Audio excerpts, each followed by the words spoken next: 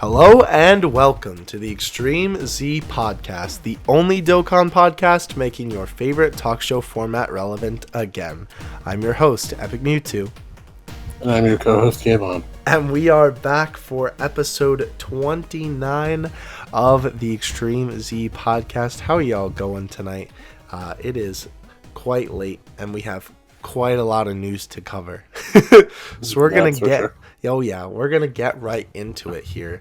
Let's just jump right into it, gamers. Let's just jump right into it. Before that, though, do want to give you a little bit of something. We do have another interview once again. I know, right? Crazy that it's an interview so close to the last one. We are interviewing the boy Loaf today.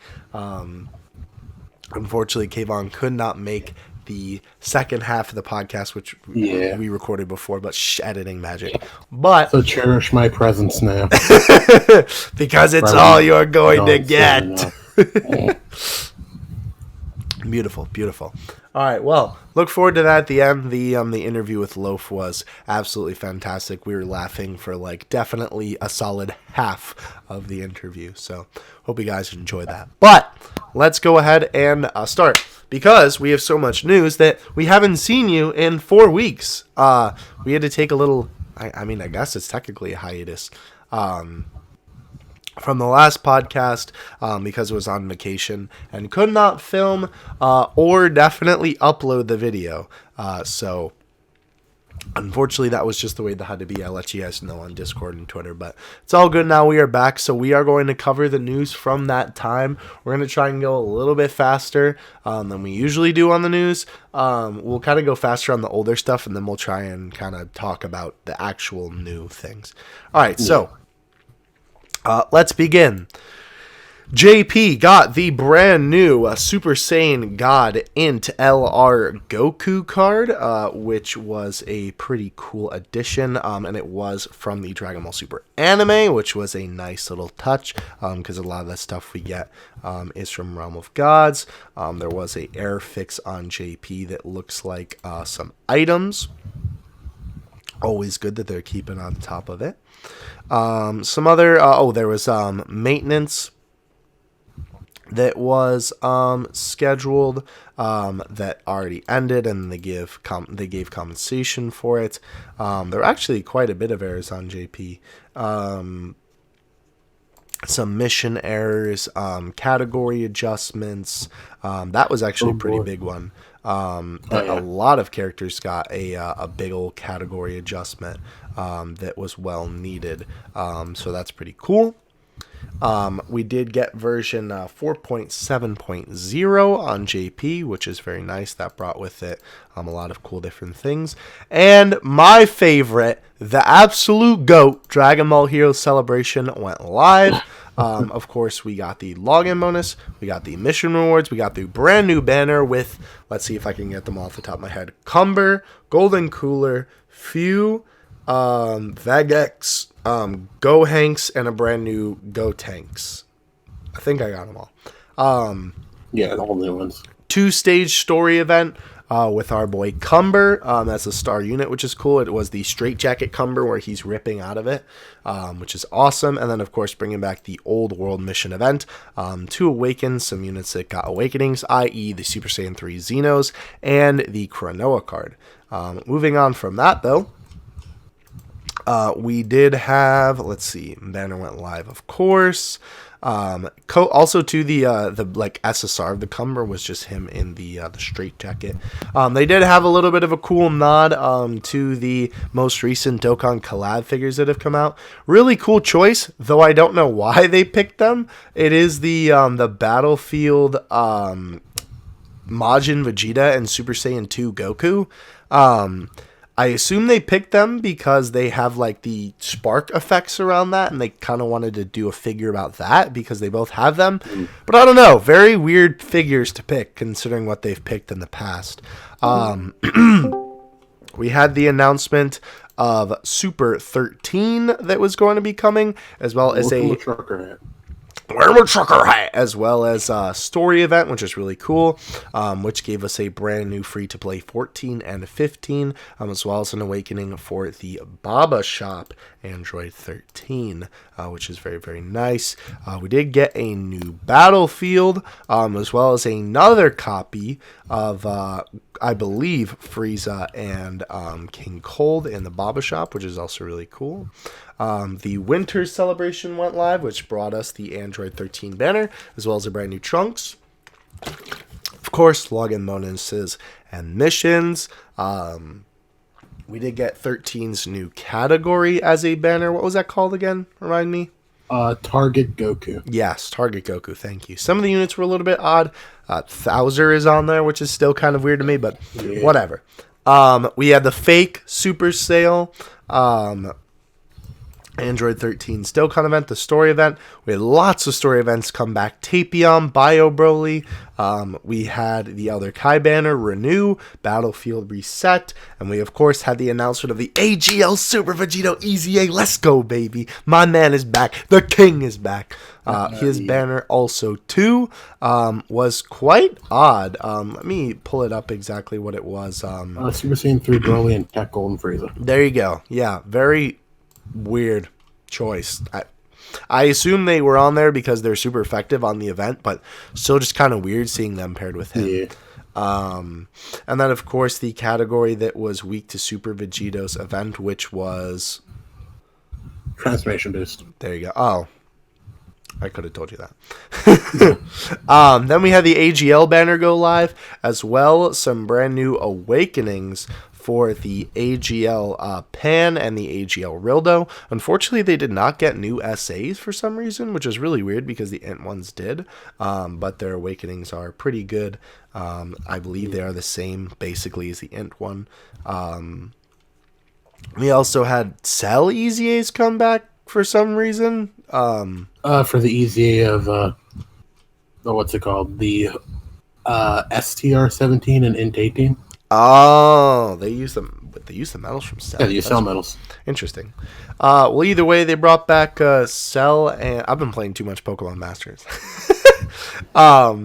They brought back the STR Cell event as well as the Raid Cell event.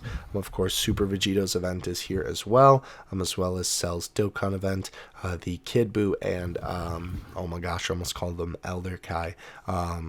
Kai event are here, as well as the Magical Girl event 2, which is really cool. Not like number 2, like it's here also.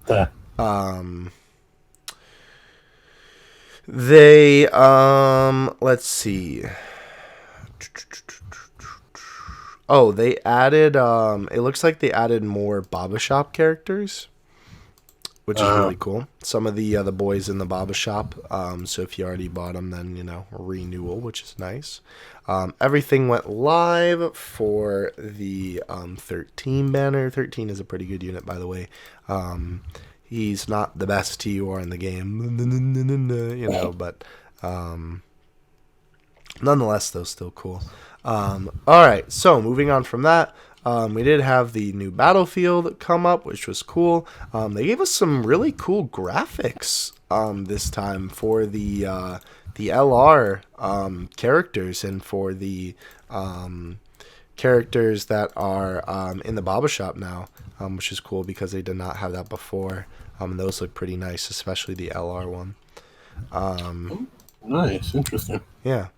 As well, there was a little notification about Dragon Ball Super Volume 11 being released in the news. The cover of this one is absolutely fantastic, and there was a couple of stones. It's really only $4 plus tax for a copy of the manga. Interesting. Oh, wow. That's in Japan, obviously. But yeah. So you got a little bit of Dragonstone, good for that, which is pretty cool. GT, oh my gosh, Black Smoke Shinron, there we go, event came back, as well as all of the rest of the GT events, which was cool. The Kai event came back, like I said, which is cool. Vegito's EZA went live. Again, he's fantastic. What do you expect? It's the GOAT. The king is back, baby. The king is back. Yeah, I don't know why Pen and Rildo didn't get SA upgrades. That was kind of Yeah, frustrating. I'm not gonna very, lie. very weird. Like, it literally wasn't even anything additional. Like, I double checked in the files just to make sure I wasn't tripping, and it definitely wasn't anything. That sucks. Yeah. I don't know. Maybe they just couldn't think of anything. I don't know. Maybe. They're from GT. I guess maybe they were like, they didn't have anything else. I don't know. Anyway, doesn't matter, though. Android 17 and 18, the STR and Int1 respectively, got EZAs with the cell metals, like Yvonne was talking about before, which is pretty cool. As well, JP is getting a new update coming up, which is weird because we literally just talked about the last one. That's actually pretty quick for the update to come out. Well, then again, this one isn't that big, so. True. So we will be getting rid of transfer codes altogether. They are done. Zilch. No more codes for you to have to fumble with and lose and all that garbage. Now there are 3 ways to link your account. The classic Facebook method. You can now link it to Game Center, which is what iOS uses to keep track of your games, gameplay, connect with other players for some games, etc., etc. And then you can connect it to your Google account too for obviously Android users, which is pretty cool. Definitely a big fan of that. You can now mass accept and mass delete friends on the friends list and the friend request section. Kami bless. We have needed this for so long. It is so annoying going through and deleting friends. Sorry to cut you off, but would have been nice if they've added more friend space, but baby steps, you know? Maybe they will, and they just haven't said. Who knows? Maybe. But either way, though, very nice, because before you would have to go through and delete, and sometimes when you delete a friend, it would go back to the top of the page. Sometimes it wasn't, so you're playing a gamble, and then you couldn't find the friend that you were going to delete after the friend that you just deleted. It was a mess, but it's good now. Awesome. Yeah. Also, very weird feature that they added. You can change the brightness of the game, which I don't necessarily know why you would use this, because you can obviously just change your screen brightness on literally whatever device you would be playing Dokkan on. I mean, like I said in the video when I initially covered this, I suppose for darker areas, like there are some stages where they use that like Garbo black filter. This would kind of be nice because then you could brighten up the stage unless that darkness is the brightest that the stage can go, which would be kind of frustrating. I suppose if you just had your phone at max, like darkness, and then you wanted to make the game even darker, you could do that. That might be nice for playing in the nighttime, or if you wanted to really crank the brightness up when you're playing outside when it's sunny out. I don't know. Some people do like to kind of mess around with light settings anyway. So either way, nice update. I honestly have never actually heard of a game having an in-house brightness setting. Yeah, that's definitely new. For mobile. Like, I don't think I have like downloaded any other mobile games that have that as a feature. Yeah. Interesting. I don't know why they did that one, but cool nonetheless. And then the final notice was talking about the transfer codes are going to be abolished. No more transfer codes. We want to impeach transfer codes. Indeed. So basically it is saying that your transfer codes won't work after this update. As soon as you update to version 4.8.0, your transfer codes literally won't do anything because there won't be anywhere to put them in the game. So you can't get your game back with that.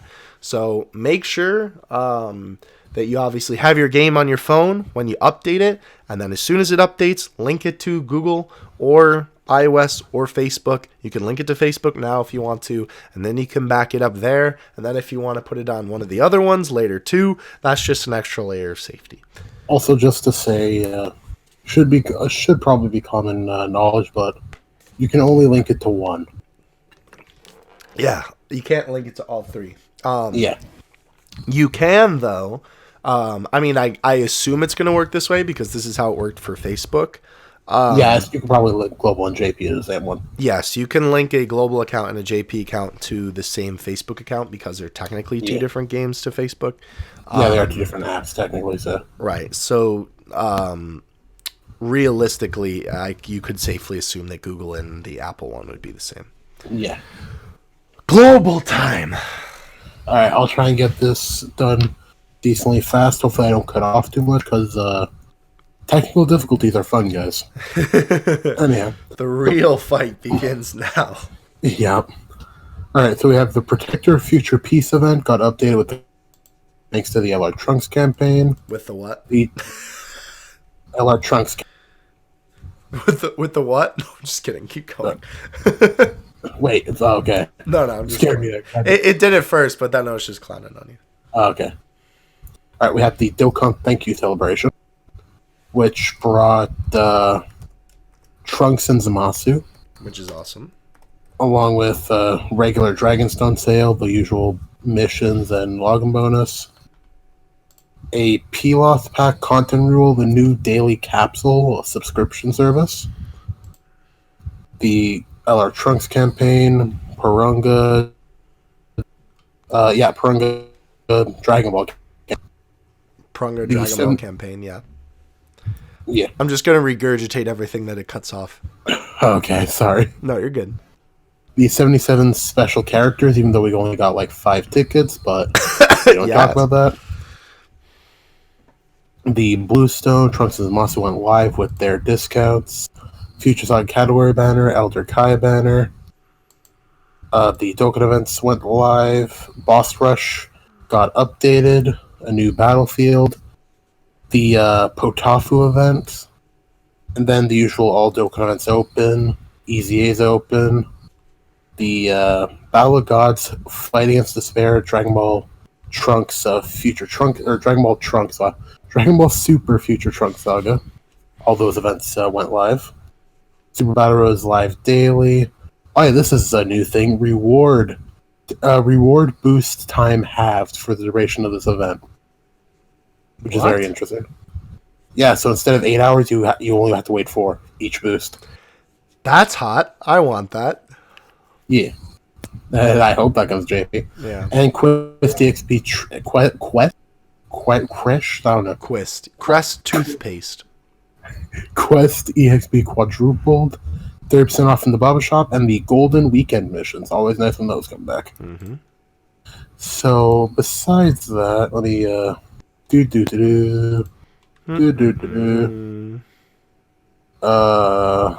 on, I'm scrolling through DBZ space. Yes, first place achieved, of course. Mm-hmm. We got 50 Dragon Stones, which was very nice. Mm-hmm. And along with a bunch of usual stuff, Elder Kai's box space, or not Elder Kai's, Dozing Kai's, potential orbs, all that kind of stuff. We also got the Dual Dokkan Fest rewarding bonus, an extra 20 stones, which was also very nice. We got the Thank You Celebration Part 2 went live. Yeah. Oh, there we go. Oh, could it not load for you? No. So this is where things got a bit shaky. So we did not the Tanabata banner, which disappointed a lot of people. But instead, we got the top legendary summon for Trunks and Goku Black. Why? Like, I get it. We got the Thank You. But why? The ExtremeZ Dokkan Festival for Fizz Black with his EZA. He's literally just a better version of JP again. They didn't bother trying to balance it. He's just better. Goku's family categories on them. Oh wait, what were you saying? I didn't mean to cut you off there. No, I said thank you, Bandai. Very cool. Oh, okay. The Broly event updated. Finally, we got STR base Gogeta. Yeah, along with his medals, not medals, along with the Dragon Ball Super Broly EZA being permanent. Magical Girl Fighters came back.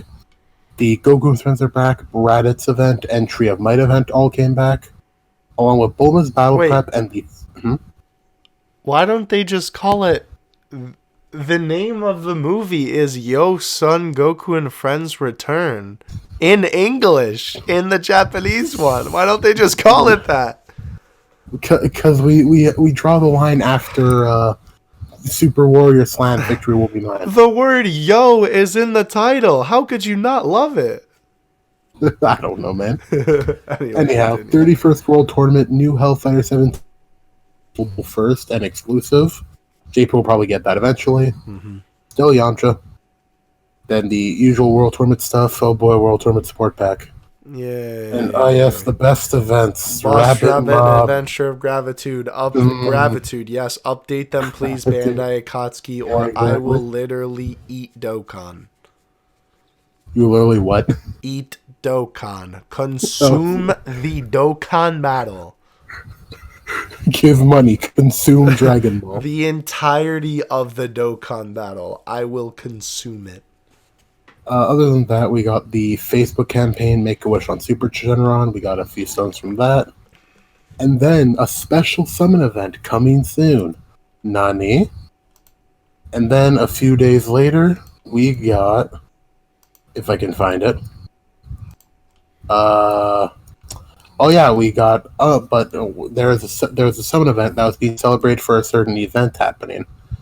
And thus, Dokkan Now will be released soon. What is Dokkan Now? Who can stop Dokkan Now? Who knows?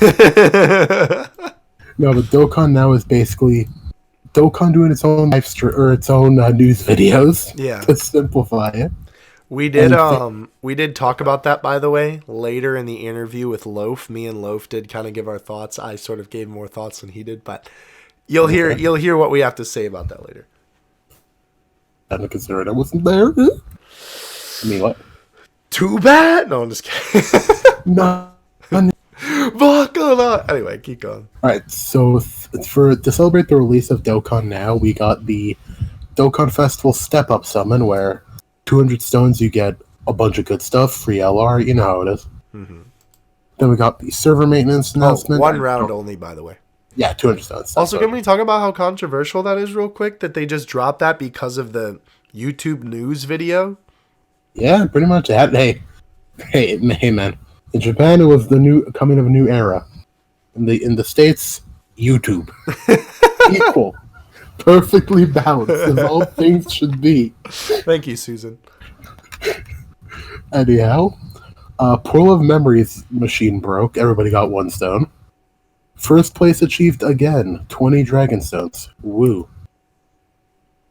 And this was really a shocker. So you know how we just got the Trunks campaign? Oh, hello, Vegeta. When the sun comes, the father is soon to follow. That's weird. It is. It shocked me, honestly. Wait, did Vegeta not come before Trunks on JP? No, it was Trunks first, then Vegeta. Okay, I'm sure. But not this quickly. Right, obviously. Yeah, so Dokkan Now is still being teased, as usual. Bulma's Battle Prep went live. Dokkan Now released. Wait, what about the update? Wait, is it? It's not. It's not there yet. Oh wait, I didn't see that. Whoops! It is coming soon. Yeah, 4.6.1. Basically, what Theo said, Global's getting it too. What? Okay, well, let's go over it real quick because it's all here. Or were you gonna do that when it was released? Oh, actually, I'll just go over it. Oh, actually, no, this is the previous JP update. My bad. So we got the selling of Hercule statues, everyone with the press of a button. The updated thing where you could reverse Dokkan Awaken from the growth menu. Mm-hmm. You can now swipe the Baba Shop instead of just having to click it to the next one. Pretty cool. You can use, what is it called? The tag function, yes. On Battlefield. Yeah. Nice. Yeah, so that will be and it has now been released. The new summoning animations got added as well. Oh yes, I missed that completely. I'm tripping, I'm sorry. No, you're good. Which is kind of a big deal though, because they didn't even show anything about that in the global news, which is weird. Like low key, just the text in there was like, "Oh yeah, by the way, new summon animations." Was like, what? It's not the same thing on JBI. Yeah, but still, either way, just show us a picture to tease it, because that's what people really care about. No, people really care about Dokkan Now, though.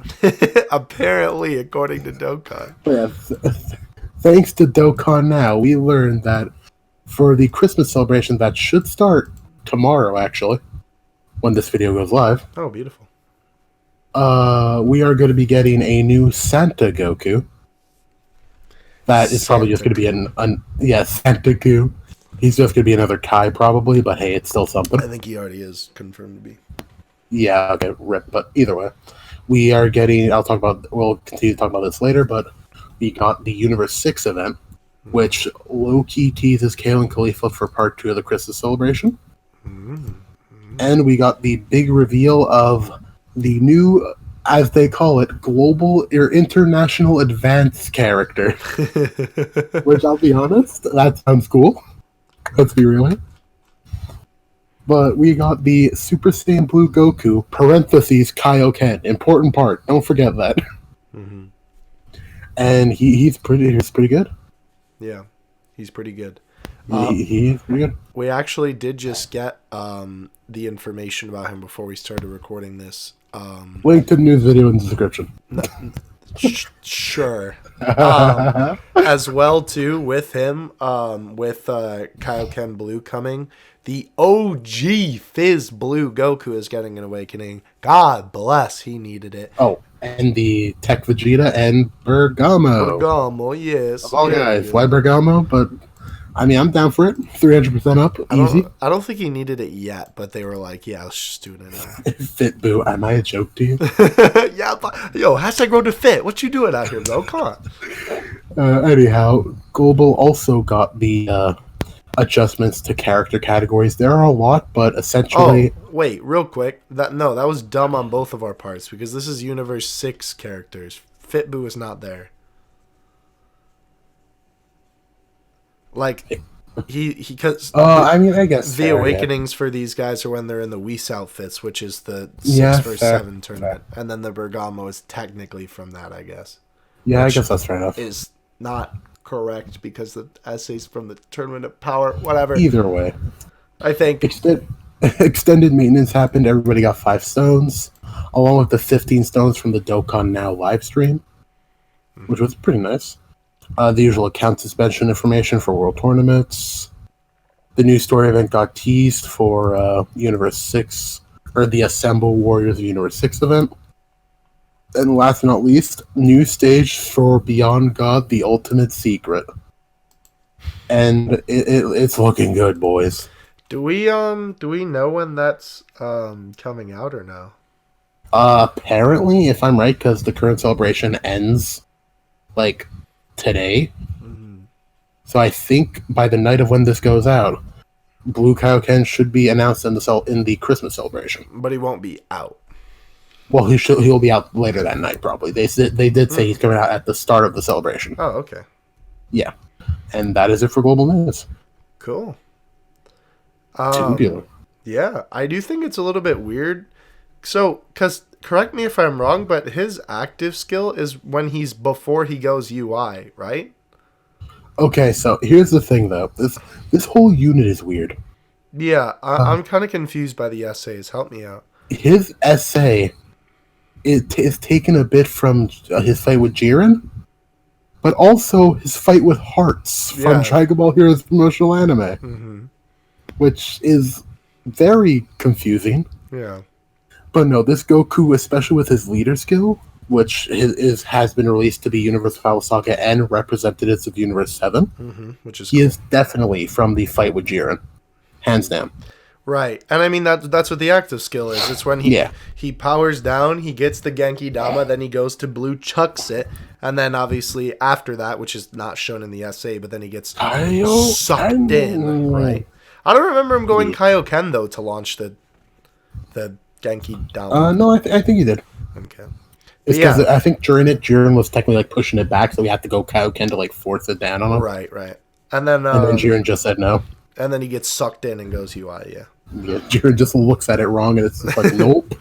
Well, yeah, because it's weird, because in the like little video that they show, he's fighting Hit in the essay, and then he's fighting Jiren in the active skill. True.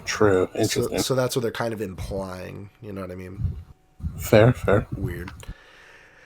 Anyhow, though, that is it. Actually, for news, we actually got through that pretty quickly. Yeah, thankfully. Yeah. Well, I guess we'll move on. Yeah, that was only like a half an hour. Dang, so we killed it. Yeah, so you guys better watch that ad. And I will not. I got enforced to me, but I will also say I am genuinely sorry I was not part of the interview this week. Things just happened. I couldn't do much about it, but I'm sure Theo delivered a bang-up job like he usually does. I tried. We had a great time though, so I think everybody will be laughing right along with us because Loaf I'll definitely be watching it. Loaf is like the equivalent.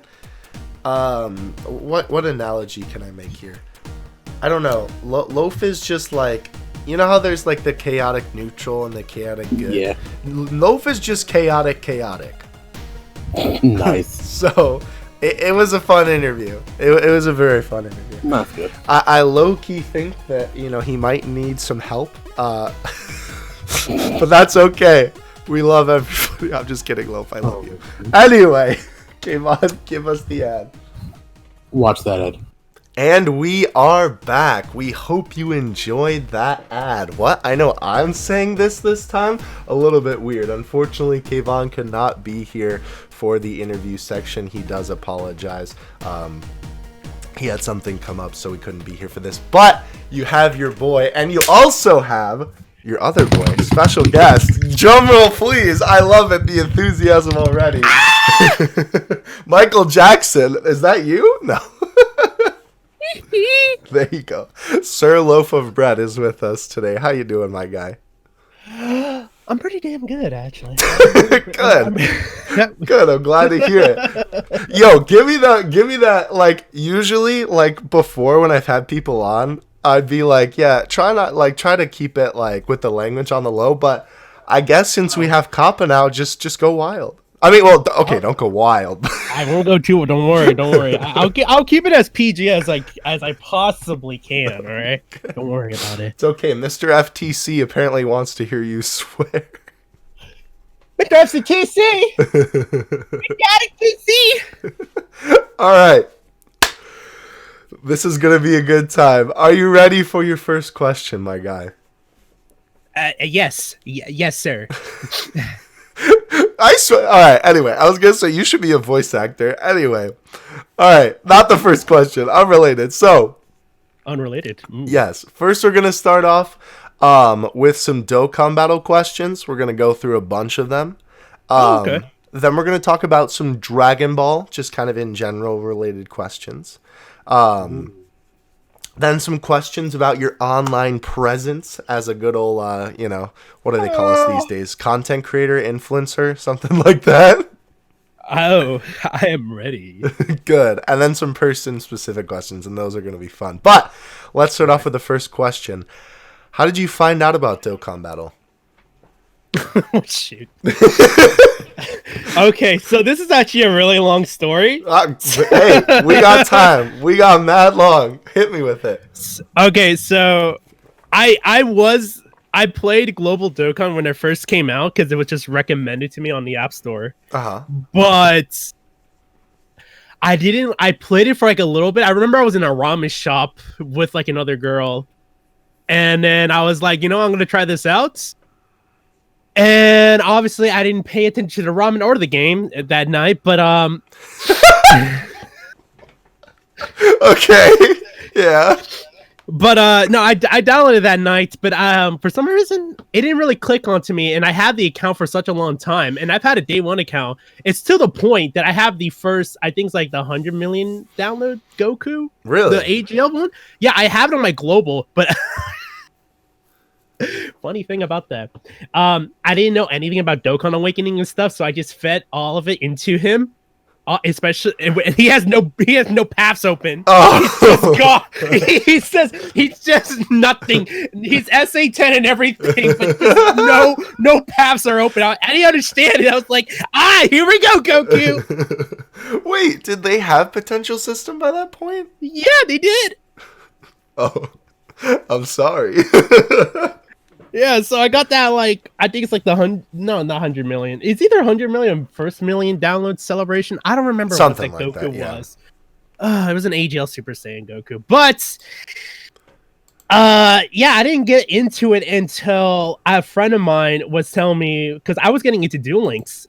And, yeah. And when I was playing it, my friend's like, hey, try this one. You like Dragon Ball? I'm like, yeah, I heard about Dokkan. I'll give it a shot. And I like played it, didn't get it still, and I just like put it down every now and then for some reason it just started clicking onto me, like just really fast. I'm like, oh yeah, this is actually pretty fun.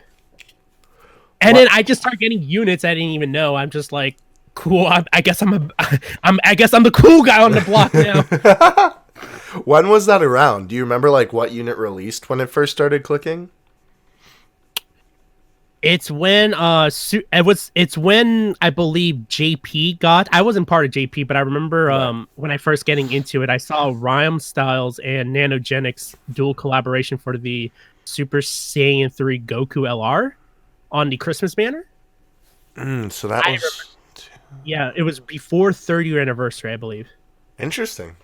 Wait, so all that time from day one, you didn't play Dokkan all the way until then? Yeah, essentially. That's crazy. Interesting. Yeah, and I picked it up, and I'm like, oh, I like it now. And look at you now. I mean, my finances is like, hey, 90% of it goes to Dokkan, and 10% goes to food. So I'm like, let's talk about money, man. Nah, it's okay. I'm not gonna drill you about your bank account digits at the moment. Anyway, before you what? Nothing. Oh, okay. Before you start having a breakdown, though, let's move on to the next question. I'm always having a breakdown. What do you mean? Fair enough. So let me ask you this. So this kind of you already answered this with your whole story in the beginning. That you played global in the very beginning. Oh, well, do you still have that global account, by the way? Is that like your main? No, I mean, it's not my main. My main is JP now, but like, it's kind of funny how you say that because I was just playing it for the last 2 days straight because I'm already, I haven't completed Super Vegeta's EZA, but since seeing the new Super Saiyan Blue Kaioken Goku's coming out, and I haven't finished the step ups, I literally just been doing all the EZAs, and I haven't done any of them since Super Saiyan 3 Goku's EZA was released on Global. That's the first one! Yeah, exactly! So I've been doing a lot of EZAs. I'm like, alright boys, free stones! That's funny. That's really great. Wait, so when did your JP start then? My JP started, I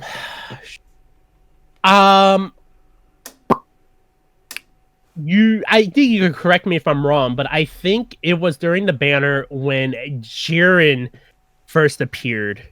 Oh, on JP. So that was it was after 30 Goku years. then. Yeah, it was right after. No. Shoot, I'm starting to forget. I do remember it being there was UI Goku on the banner. There was Jiren, and then there was Golden Frieza. And I remember, I think the reason why I switched over to JP is because Golden Frieza was just released on Global. I my first summon video ever was on that Golden Frieza on Global. Didn't pull him at all right? I got super furious. And then I decided, you know what? I want to try out JP. Golden Frieza was on JP. Did my first summon on there? I pulled him. I'm like All right. I guess I'm gonna keep keeping my JP account. That's funny. Yeah, that's great. Yeah, no. So that would have been because they came out a little bit after or it was during the Tournament of Power when it was airing. Yes, that they came out. I think it was.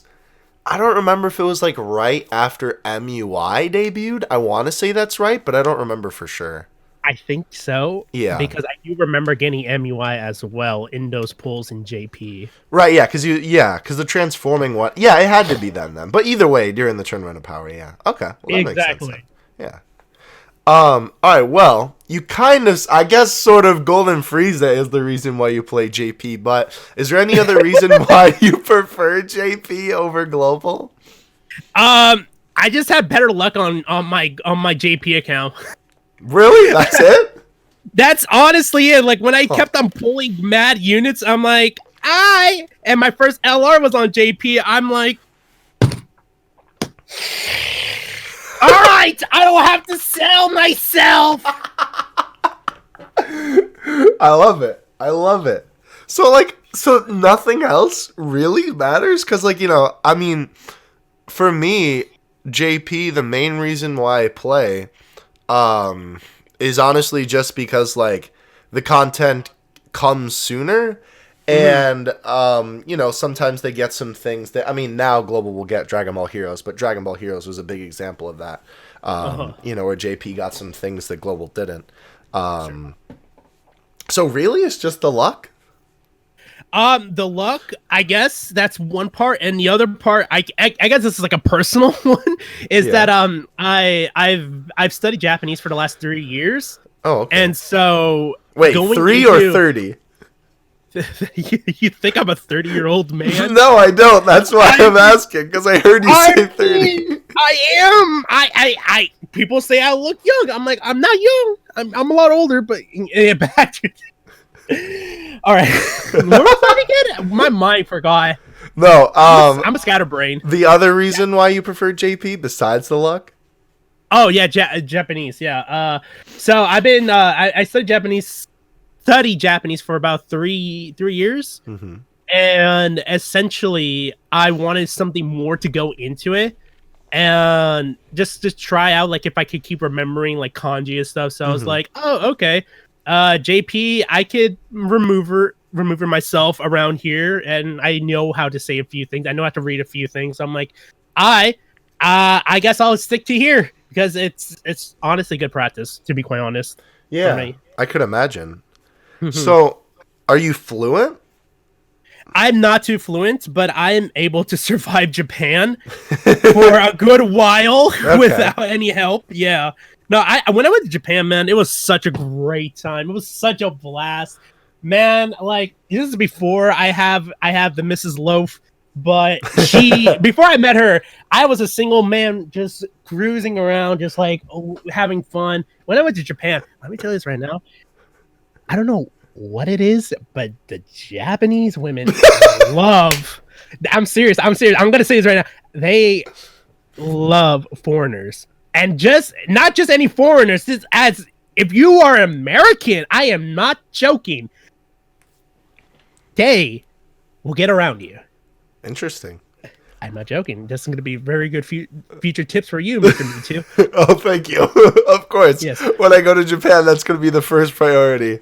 Picking up the first girl I see in the street. Hey, I'm from America. Oh my gosh, I love you.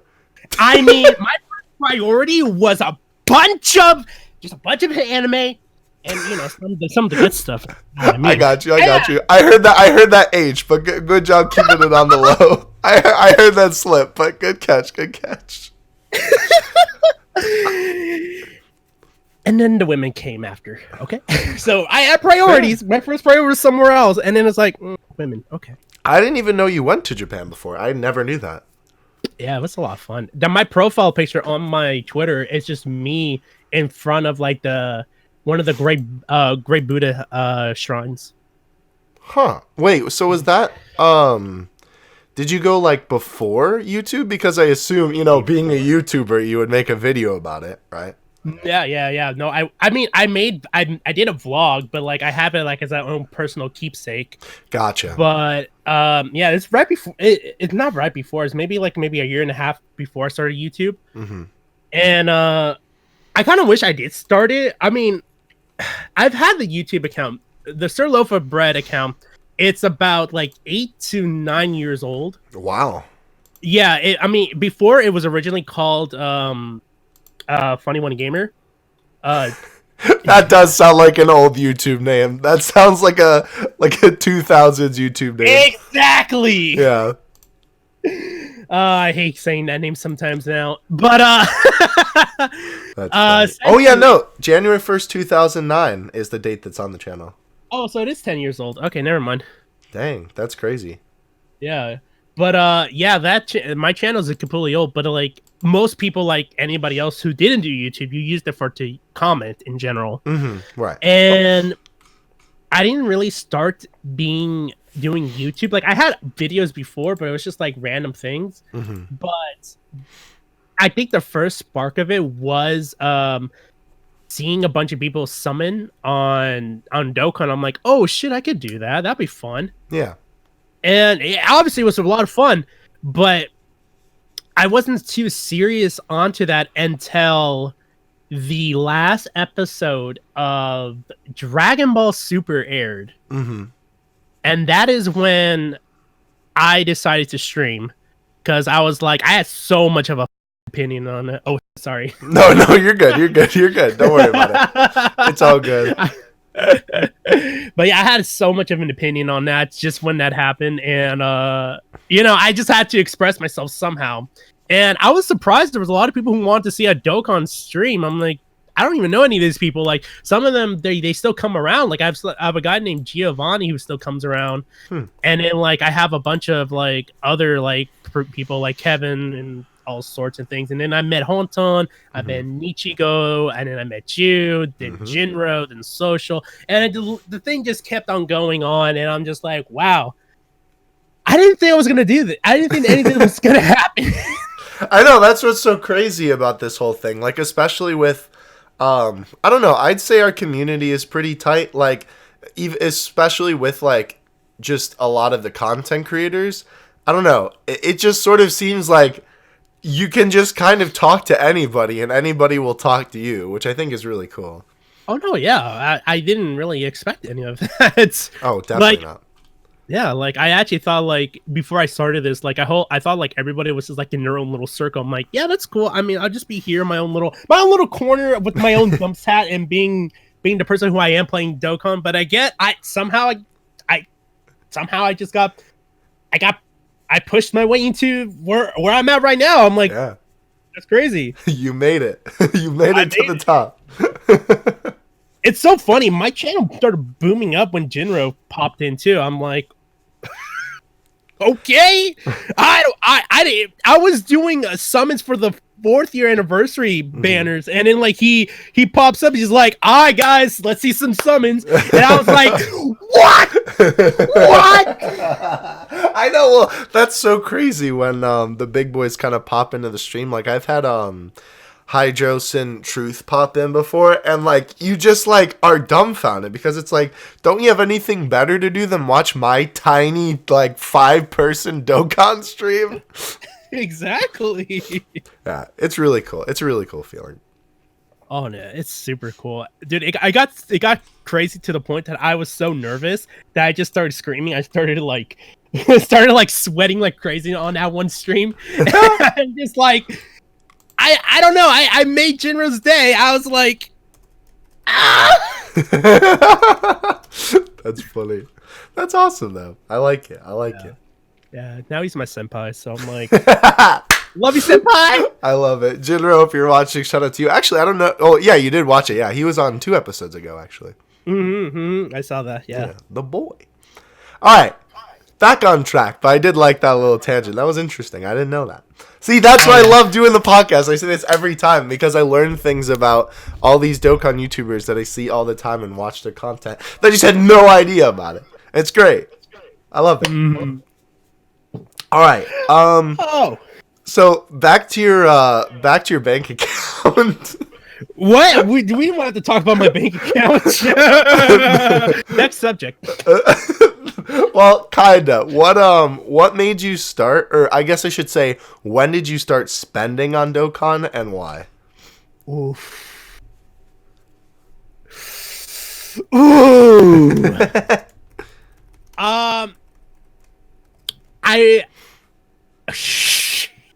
Okay, it definitely has to do with the first video I made, the Golden Frieza, when he first appeared on Global. I wanted to make a video, but I didn't have that many stones, and I just finished doing story mode, and I had nothing else, like no other like stones or anything to try to cop out. And I was like, you know what? If this does good, it does good. If it doesn't, you know what? I have fun, and I hopefully pulled the unit. And guess what? I did not pull the unit that week. Oh, I'm salty. But afterwards, like, I kind of got used to, like, spending money more and more. First, it was like, you know, here's $30, and then here's 50, and then here's 70, and now here's 100, and there's 200. I'm like... Yeah, I feel that. Nowadays, it's just like, yeah, I'll just drop half of what I got on a banner. It's no big deal. You drop more than that. We all know. Hey! Whoa! You are not my accountant. You don't know that. I'm just saying through my own perspective, I do the same thing. Oh, okay. Well, then yeah, you're right. But I think the worst spend I've ever done on Dokkan has to be literally the 4th year anniversary units. Really? And it's when like I bought all the stone packs, like, you know, I did all that. I even like decided, you know what, even without the sale, I'm gonna buy stones because in 900 stones I pulled Super Saiyan 4 Goku, all right? Mm-hmm. And I was still running low on stones, and I'm like, I still want to get Vegeta. I still want him. Right. Like, if I don't get him, I'm just gonna sell one of my body parts just for him. All right, I'm just gonna sell it. I'm gonna sell it. So comes the next day after I pull Goku. I was like, all right, let me drop another like 250 stones. I'm sure I could get him. I've said this so many times, and I regret it. But 2,000 stones later, oh my god! Yeah. And I never pulled him. No, that's awful. Do you have him now? I mean, with all the red coins, that was when the red coins were implemented for the first time. And yeah, I have him now. I had to buy him from the red coins. That's awful. Oh my god. No, it's awful. I my bank account hated me. I was in the lows for like a month. I was like, that's the worst thing I've ever done to myself, and I'm never doing that again. Yeah, no, you live and learn. Oh man. Oh, Mr. Loaf accountant was like, "What is this? What is this charge on your account?" Let's just say I was close to $1,000 spent that time. Crazy. That is wild. Yeah. Well, all right. So, last question then, or that's we're not talking about your bank account then. My bank account hates me till this day. It still hates me. It's like it's not gonna stop hating me until I put Dokkan. I see. All right. Well, we'll give him a break then. We'll give him a little pat on the head and tell him to go play with the kiddos. So, since you did, maybe I have an impression of this who your least favorite might be, considering what you just told me. But who is your favorite LR, TUR, and team to run in Dokkan? Oh, it's actually my favorite LR to run, and I still run him today. Is actually Super Saiyan 4 Goku. Oh, really? That's funny. No, yeah, like it's not. It has nothing to do with the grudge that I have with Super Saiyan 4 Vegeta, but I just find that I have a really good team that I work with pretty well on it. Like my whole team consists of Super Saiyan 4 LR, Super Saiyan 4 Goku. I forgot. I think full power Super Saiyan 4 Goku as well. Super Saiyan 4 Vegeta AGL. I have LRB Pan. I have Tech Godku, and just to have fun, I have the Spirit Bomb GT Kid Goku from the Shinron EZA. Nice. I mean, hey, he does link pretty well. Oh, he does. He does. People always tell me you should get rid of him. I'm like, nah, I'll keep him. He's my trophy. Well, yeah, it's like, I don't know. I know it's like, oh, you got to run the optimal team, but it's like, well, what about all these other units that are in the game that are fun too, you know? Exactly. So is that your favorite team then as well? Oh, I guess that would be Goku's family. Okay. Yeah, essentially. I always run it. I got you. What about then TUR? Favorite TUR? I'm not gonna lie. It has to be STR Cooler now. Oh, of course. I'm gonna say it for the 7th time I've said it on the podcast. The best TUR in the game, baby.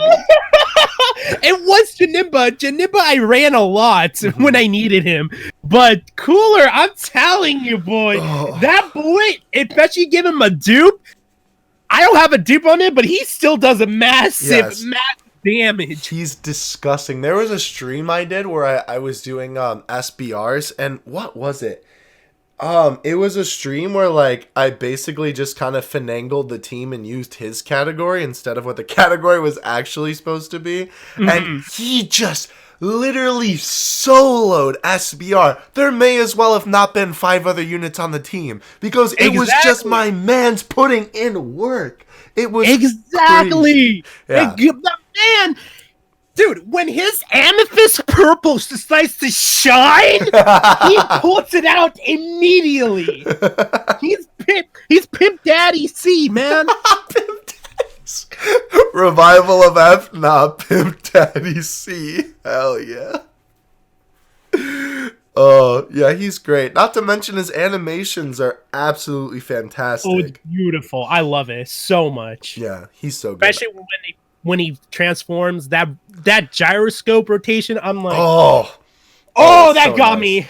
And like, to his transformation, what kind of phone do you have? I have an S8. Okay. A Galaxy, yeah. I do too, actually. So like, you know how like Dokkan, some of the super attacks are only like the size of a normal phone, but then some of them compensate for like how phones have become a little bit longer? Yeah, I've noticed. Yeah.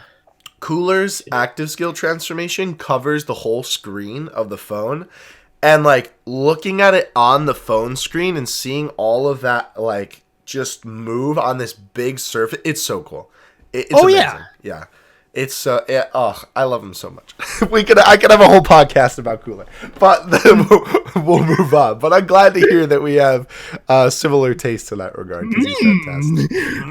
Yes. All right. Moving on, actually past our summonable boys, how do you feel about the quality of free-to-play cards in Dokkan and how they've improved? I love them.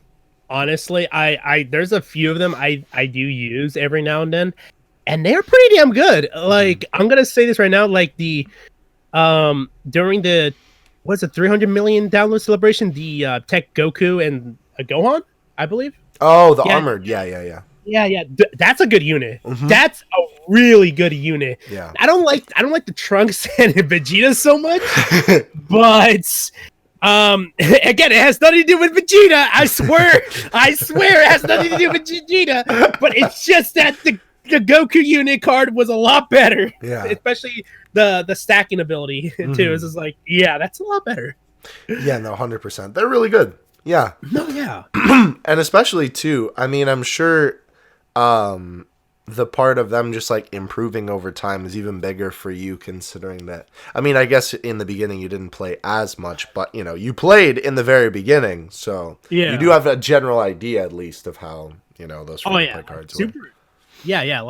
Those, they were very they're very interesting to run. I mean, like, you couldn't. It was back then. It was hard to get super attacks. Like, I remember playing in the beginning. I was like, yeah, doing like trying to get that best super attack to happen is like, that's hard. Yeah, it's and really then now hard. it's just super easy. It's like, it makes it a lot more fun. But I'm just like, damn, nobody knows how it was back then. Yeah, and that's crazy too. Like nowadays, people are so fixated on you know, like getting super attacks and stuff like that. And it's like, you know, back in the day, it's almost like super attacks were like, excuse me, if you got it, you better have been recording that because it's not going to happen again for a while. But exactly, you know, now we have units like Kale and Cauliflower here who are just like, oh yeah, I'm just going to super 7 times. No big deal. Exactly. You know, like they're just like, hey, you're doing one attack. Here's another super. Here's another super. Here's a normal attack. Oh, here's another super. The Oprah Winfrey of Dokkan. Here's the additional that you have in the potential system. Here's the other super. Yeah. Pretty much. I don't know. It's just interesting. I think we actually have done a podcast on that before, but like it's just kind of interesting how Dokkan has evolved with its meta game. I mean, I don't know. It's weird to call Dokkan a meta game because it's a single player game, but I guess it technically still. Anyway, though. But yeah. Okay. This is an interesting question that I think I probably already know the answer to, and a lot of people. I think every guest pretty much. On the podcast that we've had has answered this with the same. Would you still play Dokkan if it wasn't a Dragon Ball game? Yeah. Really? I would. Yeah. I think it's just that the actual like content of it, like if you replace it, let's say if you replace it with like I don't know Power Rangers, I still think it would be pretty damn fun, just because of the fact that how they make the game and then like how the team building is. Like I think that's what really did draw me into it, and that's why I have a lot of fun with it because of how simplified and how easy it is to pick it up. Right. And that's how I got super addicted to it.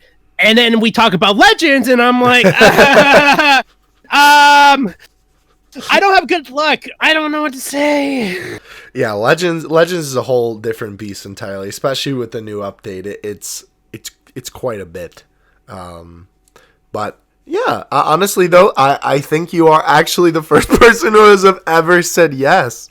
I mean, of course it would be you. But like, I mean, I'm the wild card, dude. Don't even. True. Okay, so then let me ask you this way, right? So Yeah. we're kind of assuming that like you'd replace it with another franchise. What if it was just like an original concept and it wasn't based off of any pre-existing franchise? I would still say I'll give it a shot, even though I didn't know it, and especially if it's just an original, because I've done that with a few times with a bunch of other series that's come out. Like I forgot what they were called, but Grand Summon is a good example. I was actually pretty addicted to that in the beginning, and that's not really an established franchise, I believe, right? I don't think so. Yeah, like okay. So like I got into that, and I did play for a good while. I did put a little bit of money into it. That's only because of the slime anime collaboration came out with that. I'm like, oh yeah. I did hear about that. That time I got reincarnated as a slime. Yeah. So that got part of it. I was just like, I'm gonna put a little bit of money for this, and I got what I wanted. Good. And I still played it, but now these days I do pick it up every now and then. But other than that, like, yeah, it really has to really depend on like if the game's very captivating and like it captures me. Like if we're talking about a good waifu game, I'm gonna say this right now. I did kind of the same thing with like Azure Lane, and let me tell you now, like, that's I'm gonna say how much I've really spent on that game. Oh no. But I mean, if I get a live 2D wallpaper of a waifu that moves around, like, right, because Dokkan is just PNGs. Yeah, exactly. So I'm like, and she talks to you, like she tells me, "Go sama." I'm like, ah. Wait a minute. Aren't you? Didn't you just mention Mrs. Loaf earlier? I mean, let me say this right now. Okay, I have my waifus and she has her husbandos. Okay, all right. We don't cross them, all right. But when it comes to between us, it's between us. And then when we're like, that waifu's cute, and she's like, that husbando's handsome. I'm like, all right. I see. I got you. Like a neutral agreement, I suppose. Exactly. Fair enough. I would like just rip on you and call you a weeb, but you're talking to me here, so I can't do that. I was about to say I am Weebu Jones in life. Weebu Jones. Yes, I see. Of course. All right. I just haven't gotten the reality checks yet. Right. Of course. All right. Moving on from our 2D anime girls. This might be, I don't know if this is going to be a rough question for you to answer because I know you're friends with a couple of them, but like no bias, right? Okay. Who's your favorite Dokkan YouTuber? That's hard. Bruh, that is hard. Like, I view everybody equally, like, as much as I can. That includes you, my boy. Aw, thank you. Oh, shoot. Oh, man. If I want the good boy points, I would say you. But, no. I tell people every podcast, I'm like, listen, if it's me, that's fine, but like, don't say it's me just to, just to butter my biscuit, so to speak. Just, who is it really, I think the most, and the person how I still watch the most of, it was still, I actually would be Truth. For certain. Okay. Second would be Jinro. Third, Social. And then the list keeps going on and on. I don't actually. It's funny because I used to watch Rhyme and Nano a lot, but then I kind of just drifted away from them. Yeah. No, that's like, I don't know. it's weird. No, because I hear a lot of people say that where it's weird because it's sort of like Rhyme and Nano are like the introduction into the Dokkan community. It's like the big boys, but then once you start like doing a little bit of digging, you kind of find some other creators who you know, you like. And like, I don't know, it seems like a lot of the people that I talk to and play Dokkan with say the same thing, that they're like, yeah, I watch a couple of people, but I don't really watch Rhyme and Nano anymore, which I think is kind of interesting. And I'm in the same boat too. I mean, I'll pop on a Nano video once in a while. Exactly. But I would say, yeah, for the most part, I'm a big fan of Truth. I've said that on the podcast before. But probably the people that I watch the most at the moment would probably be like Truth, the homie Garesh, because he makes some pretty good content. And because I remember, I'm not gonna take credit for him making his YouTube channel because that'd just be silly. But I remember I told him a while ago when he was on the podcast, I was like, you should do YouTube because people would watch and people already know your name. And now he's killing it on YouTube. So shout out to the homie Garesh. Exactly. When he was just only on Reddit, right? Exactly, and Twitter. But yeah, basically. And then also D Free. I just love Poppy D's personality. And I got mad respect for him as well. So I love his One Piece gotcha games videos. I love them. He makes good stuff. I love the man. Yeah, same. And now he's a father. God bless him. Poppy D! They grow up so fast. Anyhow. All right, so this one is I don't know. I have no idea what to expect from this one. If you could add one thing to Dokkan, what would it be? It can be a feature, it can be a character, it can be anything. Story event, whatever you want. Anything. Whatever your heart desires.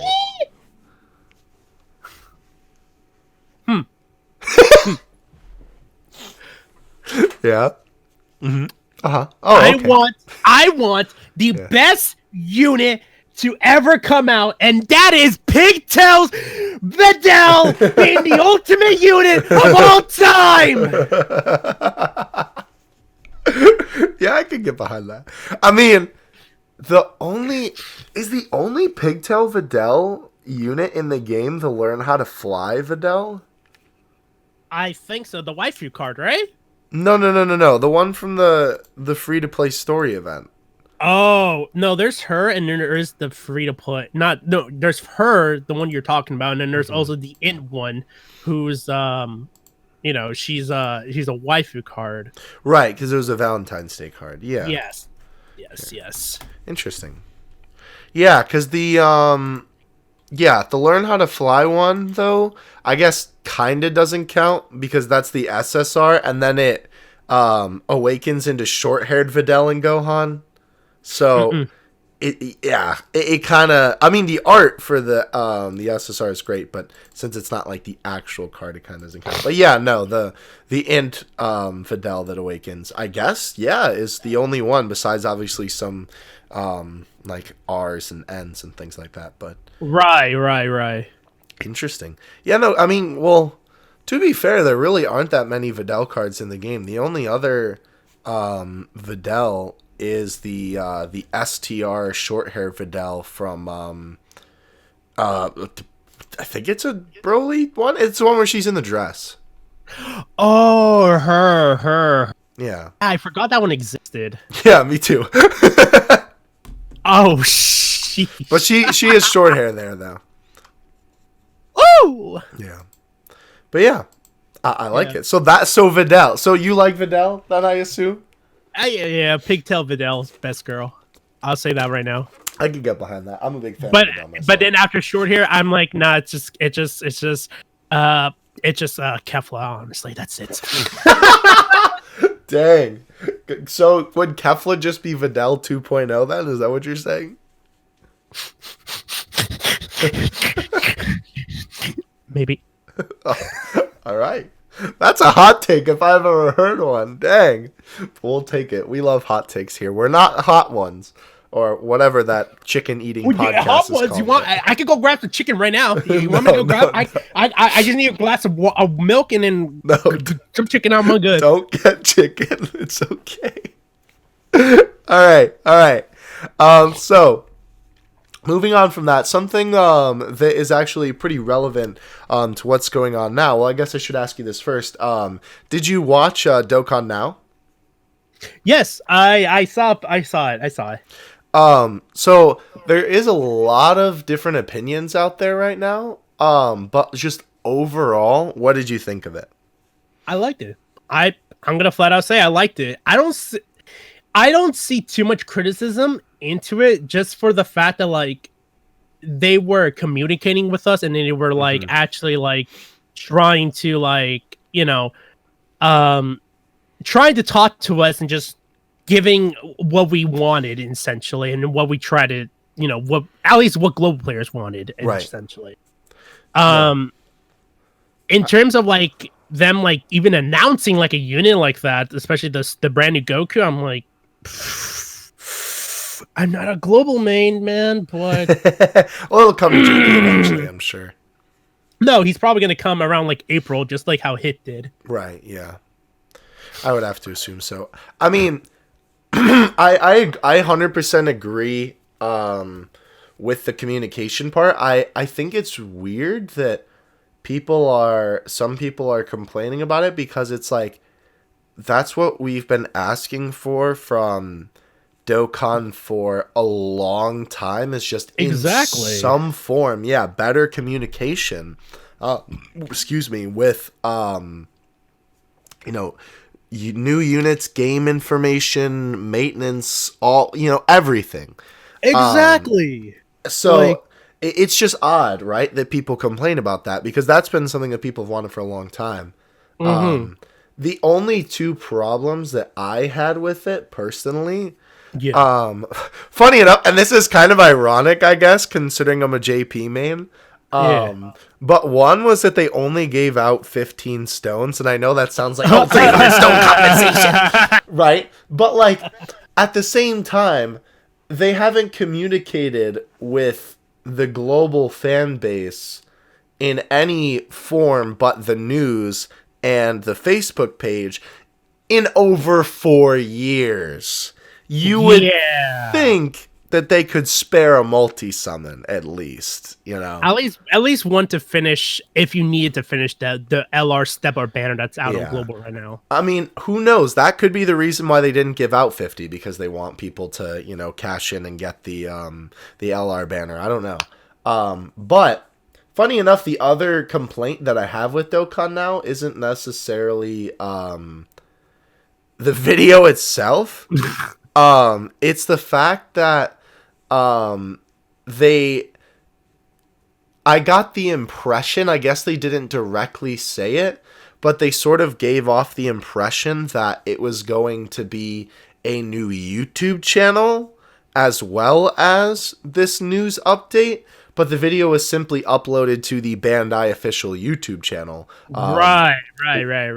Yeah, they upload a lot of so not just the fact that, with the Bandai official YouTube video, they upload all different kinds of like gacha game and other Bandai game content there. So the video gets buried pretty quickly because I have notifications on for that channel. I would know.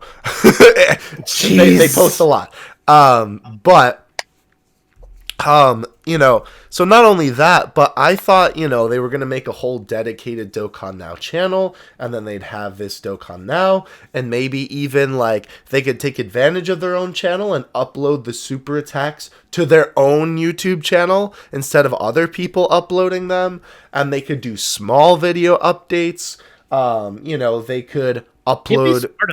Right, exactly. That's what I thought, and that's what was so disappointing, I think, just because it sort of gave off that impression when I was reading into it and looking at all the posts, because they weren't like, no, sorry to cut you off, but like just real quick, because they kept not sharing the link, because it was really suspicious to me that they weren't just like, here's the link to the channel, turn on notifications, and then you'll see when the video goes up. But then I figured out that they didn't do that because there was no Dokkan Now channel, and it was just on the Bandai channel. Damn. Yeah. Oh, shoot. So, but other than that, the video was good. I think the two guys were a lot of fun watching them. They seemed like they genuinely enjoyed what they were talking about. The jokes were pretty funny too. Obviously, they presented some good information. Again, it's what people have wanted, communication, and even the fact that they did give a stone reward despite, I was, they could have spread a couple more. I still think that I still think that it's obviously nice either way. But yeah. And that's not even to mention like the fact that kind of because of this, but sort of not really, Dokkan Global now they've had a Twitter for a while, but an active Twitter. So yeah. And it's kind of funny because like Global just made a Twitter account, correct? If I'm certain? They've had that account. Hold on, let me get the direct date. They've had that account since April of 2017, and they haven't used it until now on December 2nd. Okay. Well, Yeah. I honestly thought they were going to live stream from their Twitter account because I know you could do that. Yeah. I thought it was going to be a live stream, but it was just a video upload. Yeah, I did. I don't know. I don't remember if they ever said that. I agree with you. I did kind of get that impression as well, but that might just be both of us, kind of just assuming, considering what they've done in the past, Exactly. Yeah. Especially with the JP fan base doing live streams for special events. So Right. I'm like, okay, it's going to be a live stream. No, it's an upload. I'm like, okay. Yeah, exactly. And like, especially with even in the tweet, they're like, one more day till Dokkan Now episode 1 is dropping tomorrow, get hyped. And then it said where to watch, Facebook, Instagram, but then it says YouTube, check our channel on release day. And it's like, oh, okay, so they're gonna, put it on the channel for Dokkan Now. And it's like, oh, no, that's not what happened at all. Because like a lot of people I did see afterwards. Sorry if you could hear that podcast.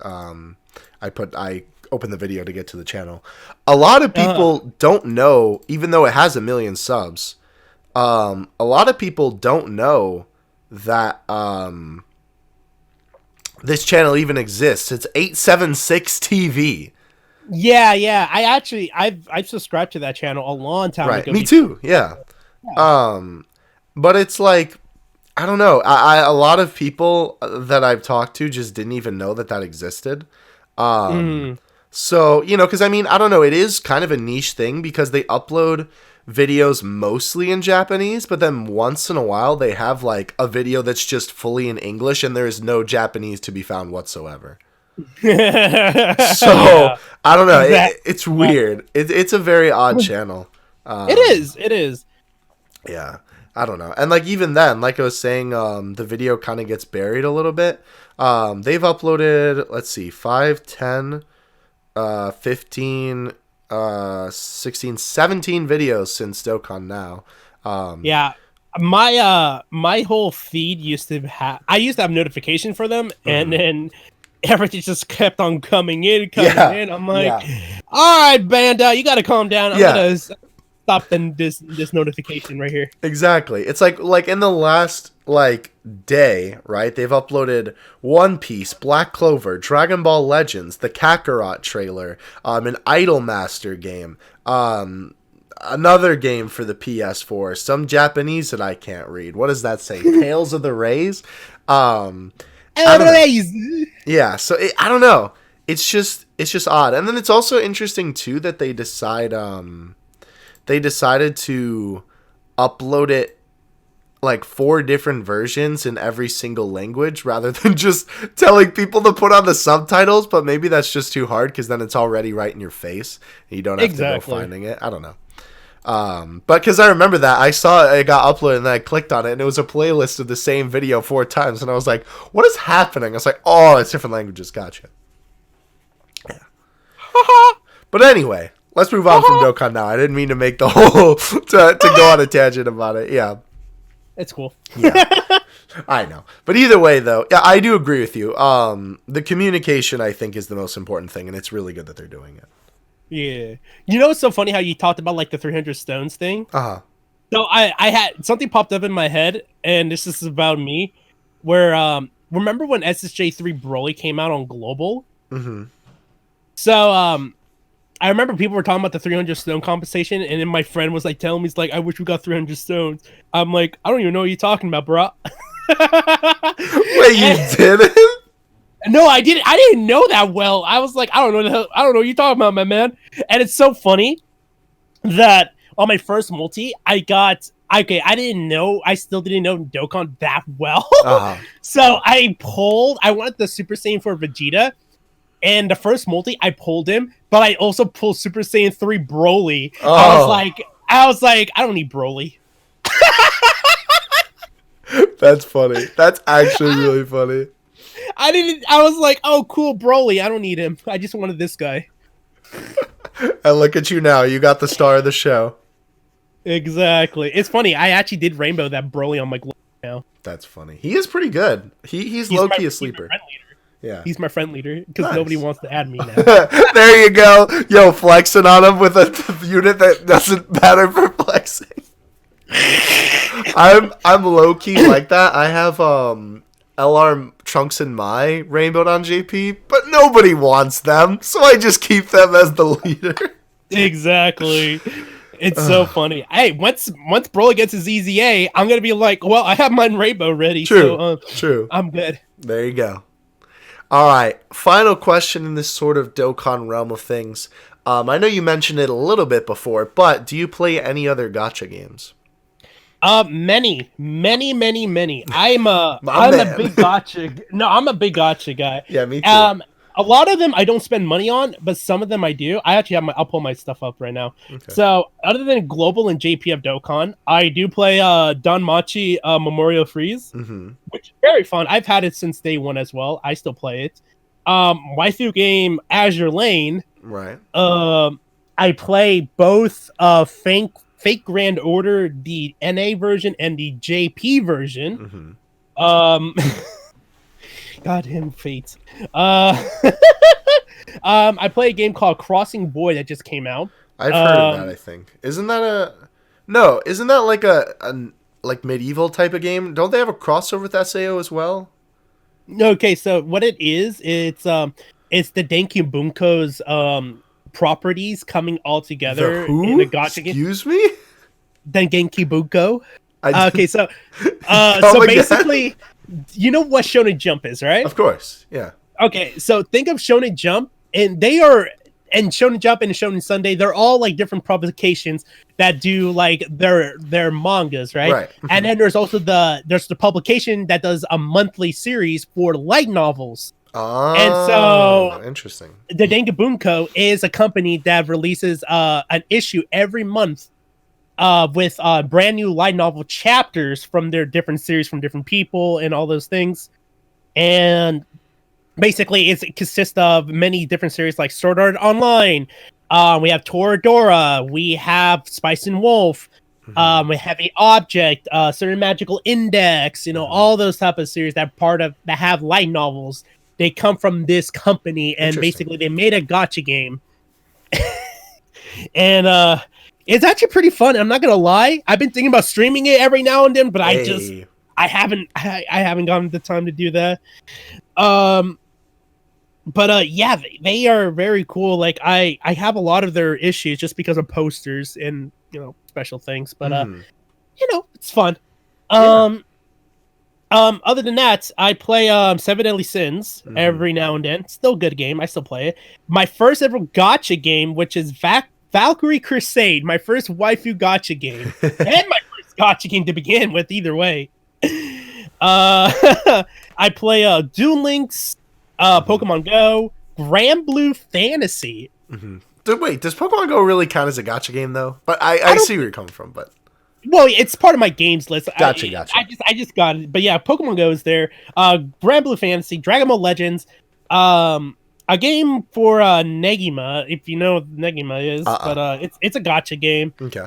It's just it's a niche thing on my end, and I do play Pokemon Masters, Bleach, Brave Souls. So my phone is filled with a lot of gacha games, and my memory is very small. A lot. I got you. Oh, that's Exactly. cool. No, I'm a big fan as well. I've actually recently cut back just to save some more space on my phone for recording videos. But the list of games that I've played is pretty long. At the moment though, it's JP Dokkan, Pokemon Masters, Legends, and JoJo Pitter Patter Pop. And I think that's all the gacha games I I've have. seen that. I've seen that on your on your Twitter. You've been like posting that. I'm like, oh, that's cool. I didn't know it was the gacha game. Yeah, no, there's actually, well, rest in peace, Diamond Records, but there was 3 JoJo Gacha games. One of them, actually, that I don't play at the moment, but I've played on and off for a while, is Stardust Shooters, and it's, like, one of the oldest gacha games out there. It's celebrated this year, its 5th year anniversary. So it's pretty old. It's a really cool game, too. It's basically like, what are those things called? I can't think of it. The circles that are like metal and bang into each other. Can't think of what it's called. Doesn't matter though. But either way though, that's also fun. But yeah, no. Definitely a fan of gacha games as well. I'd go on with a list, but we're moving on. All right. Hey, check Discord. Just check Discord really quick. I want you to see my hours. 988 hours on JP. Oh my gosh. That's crazy. Even Global has 403. That's a lot of hours on how like what's the time period on that total? Total. Dang. So you're almost at 1,000 hours on JP. Yep. What app is that through? It's called give me a second. It's right here. It's called Game Launcher on the not Google. What's it called? Store? The Samsung. Yeah, it basically like helps you with game performance and then like keeps tracks of all your games and to record times and stuff. I think I have that, but I don't remember. I'll have to double check. Anyway though. Thanks for the tip. All right. Yeah. Moving on, though, we have some Dragon Ball questions for you. Some of these could be rapid fire, but we'll see. All right, so first one. Well, this one probably won't be, but how long have you been a Dragon Ball fan? I've watched it. I want to say since I was in like kindergarten. I want to say Really, dang. with Toonami and stuff, and like the early years, like when they first were like running it for the first time here in the United States. And I watched it like every time I came back from school, and then like especially when I was in first and second grade, it was amazing. I loved it. And then like I obviously didn't like get really back into it until Battle of Gods was announced. I'm like, oh right, Me too. Yeah. Battle of Gods. I want to see Goku again. Yeah.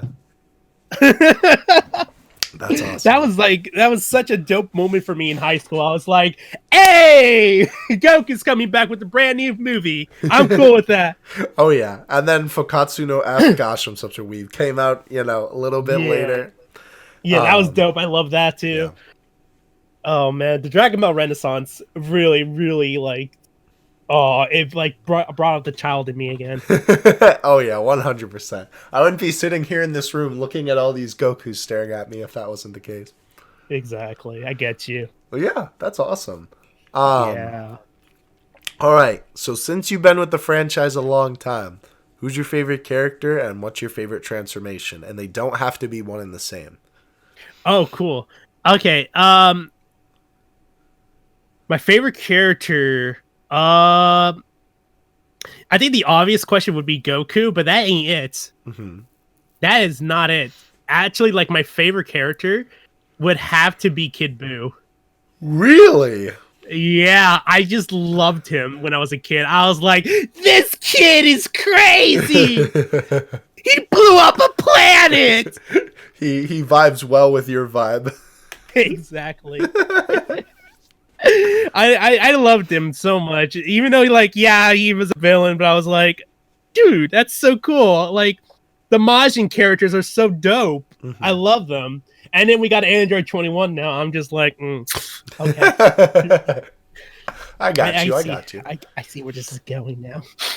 But yeah, like I loved Kid Buu as a kid, and I still like him till this day. Like, I really, really hope that there's going to be like a brand new Dokkan Fest Kid Buu coming around. Like, that'd be really dope. I would have to think maybe even an LR Kid Buu. I don't know. I would think that they would have to, because he really is a pretty important character in Dragon Ball history. That is very true. Oh yeah. Transformation? Blue. The blue really? Transformation. Yeah, like when I saw that in Resurrection F, I'm with the whole like angelic symphony or orchestra coming out. I was like, oh my gosh! Oh, he's so beautiful. That's dope. That's dope. I love it. All right. Well, maybe you already answered this, but what's your favorite Dragon Ball movie?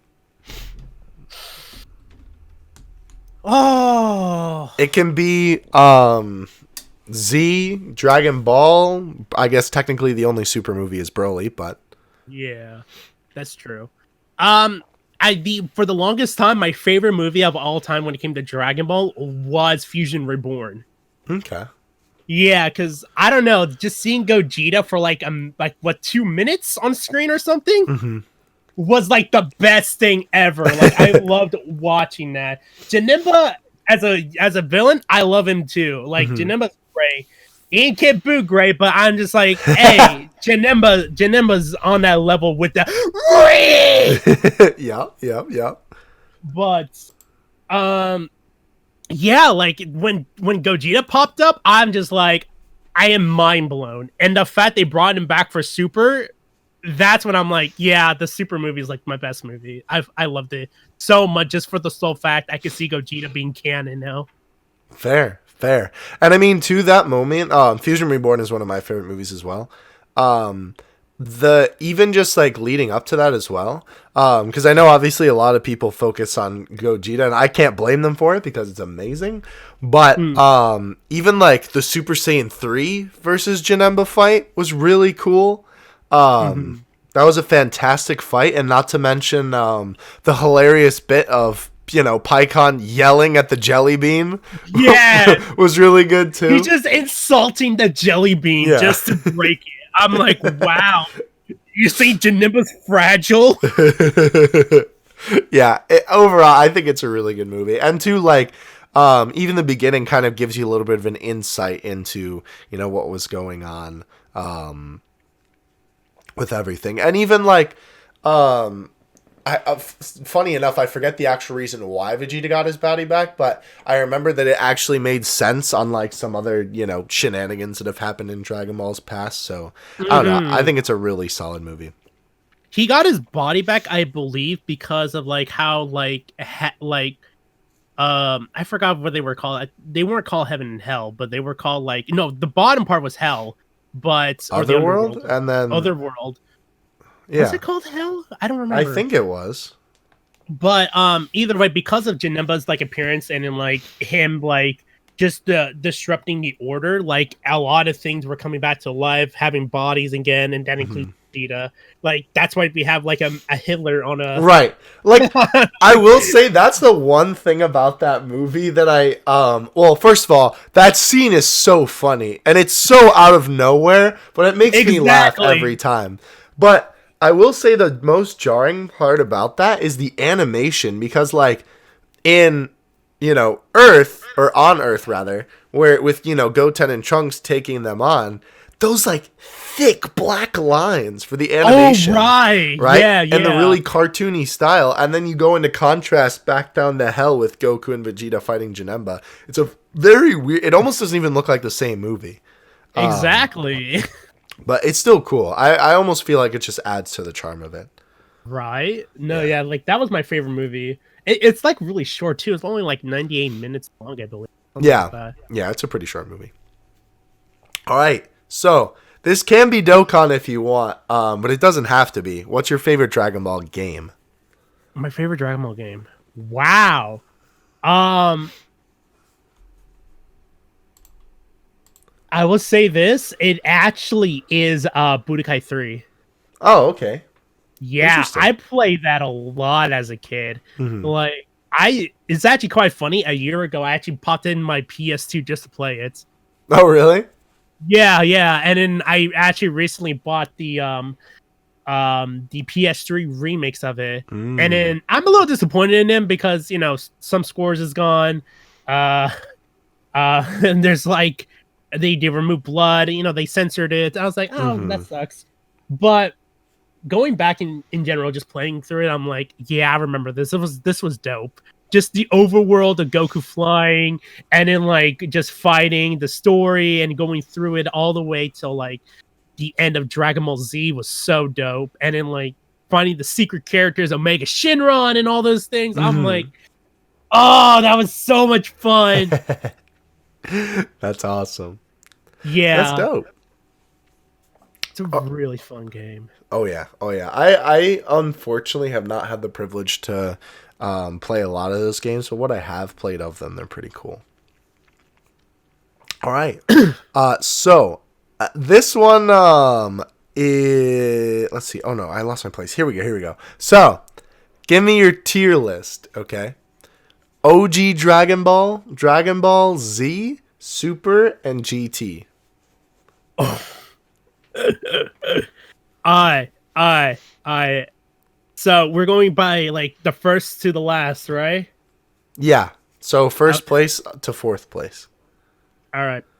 First, I would have to say the first place does have to go to the original Dragon Ball Z. All right, that's good. Second, Super. Third, original Dragon Ball, and then fourth, GT. Yeah, I think that's a pretty solid pick, to be honest. Mm-hmm. It's such a shame. GT always gets the shaft. I mean, don't get me wrong. I love Super Saiyan 4.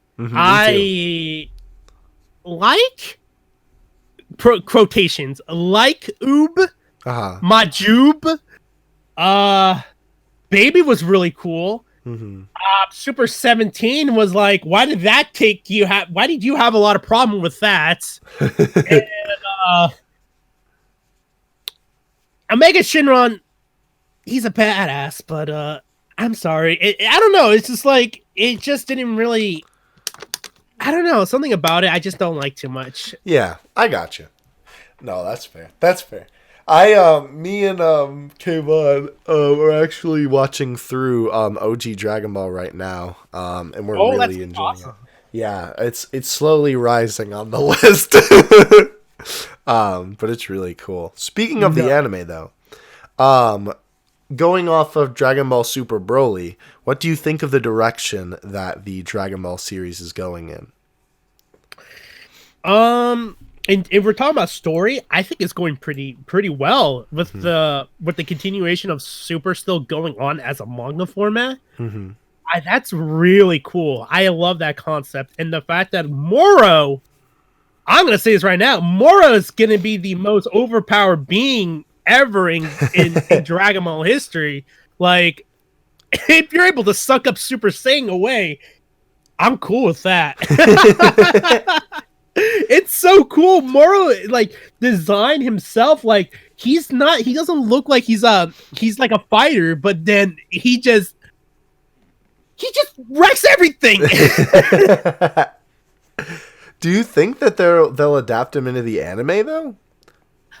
I'm hoping for another Dragon Ball Super, because the Tournament of Power, as cool as it was, I still felt like there needed to be more, and they gave us more in the Broly movie, right? Which I'm like, yeah, that's what I mean. There's more to this universe you could do, and now with the manga even continuing on even more, there's no telling what's gonna happen. Like Right. Vegeta's like off training. I don't want to spoil, but he's off training to do something. Mm-hmm. So is Goku's off training to do something else. And Moro is just like, hey, I'm out here, I'm gonna wreak havoc. I'm like, that's dope. My man. You really like those characters that wreak havoc, huh? Mm-hmm. I don't know. I always think of myself as the villain, but in reality, I'm just a lazy Snorlax. Perfect. I mean, I don't know if you as big as a Snorlax, but I got you. I am Gigantamax Snorlax, man. My man. I like the design of him too. Anyway, off topic. So, final question about anime and sort of just anime in general. What is your all-time favorite anime? And it does not have to be Dragon Ball. Oh boy. Okay, so my favorite anime of all time, and this is separate from what got me into anime. My favorite anime is actually Neon Genesis Evangelion. Really? Yeah, I'm in love with that series. I literally started weaving out with the brand new 3.0 plus 1.0 trailer. I hated they call it that. Just call it the fourth movie. But either way, when they showed the sneak peek, I was just geeking out. I was like, Ari, what have they done to you? I'm in love with the Evangelion series. I think the end of Evangelion is a masterpiece of itself. Like, it's just perfect of a movie. That's a hot take. That's a huge hot take, but I respect it. I don't know. I think of it as a perfect movie, but that's just me. But yeah, I love it to death. Like, I've collected a lot of Evangelion stuff. Mm-hmm. Like, to this day, like, I still rewatch the movies. I actually watched recently the Evangelion TV show that they have on Netflix now, which I'm a little disappointed because I love the original voice actors, but the new ones are not too bad. And then I hate the fact that they removed Fly Me to the Moon. Mm-hmm. Okay, I could go on a good rant on that, but I'm not going to go on to. But yeah, like I've it's always been something that I've always loved and always enjoyed rewatching. And if I'm going to talk about like something else that I really love, it has to be with another anime series that I've actually like that's got me into this whole thing. Like, that's got me into becoming a big weeb, and that's Negima, man. Like, if you don't know what that is, it's just about a 10-year-old boy becoming like the teacher and becoming a magical school teacher at this school, and then he gets all the girls as a 10-year-old boy. Dang. Horror anime be wild. And so that's what the gacha game was about? I've never heard of that before. I'll have to look it up. Yeah, it's actually really cool because originally it's like a comedy series where 10-year-old boy, whatever, gets into some like crazy shenanigans with like these like dirty 32 girls or whatever. He has his own class and they all like him, but like later on down the line, the whole series, like Ken Asamasku, like great mangaka, I love him. He turned that whole series into a magical battle series. Like, it just goes into like a direction where there's a lot of fighting, there's a lot of action, and I'm just like, how did you turn this into that? I mean, and I love it to this day. It looks interesting. I'm looking at the trying to find some information about it. Yeah, Negima ended like about, I want to say like in 2013, 2014, something like that. Yeah, it looks a little older. Yeah, and then like the creator actually continued the series and called a UQ holder, which I'm not gonna give too much spoilers, but basically it's basically the bad ending of the original of the Negima ending. Huh. That's there's like cool. 2 endings. Yeah. and it's just like he continue off the bad ending and say like, "Hey, the good ending is the cheat ending." I'm like, yeah, that's true. Dang. Yeah, I'm just like, damn, this series. I love the fact they reference so much, and the fact that like they're continuing the story, and that the original Negima ending is just like, that's a cheat ending. I'm like, dang. The man knows what he wants with his series. Exactly. It's That's a dope. good watch, but it's not a good watch. I want to say the anime is way too old. It's a good read, but it doesn't get better until maybe like a little bit after like 50 chapters, something like that. Dang. Yeah, so it takes a good while. It's like one of those old ecchi rom-com series, but then Gotcha. it becomes like a battle series. I'm like, that's dope. Interesting. Yeah. Does it solve? Do you think like? I don't know, because it sounds a little bit sus in the beginning. But do you think like the battle half of it solves some of like maybe what was weird with the beginning? I guess you would say.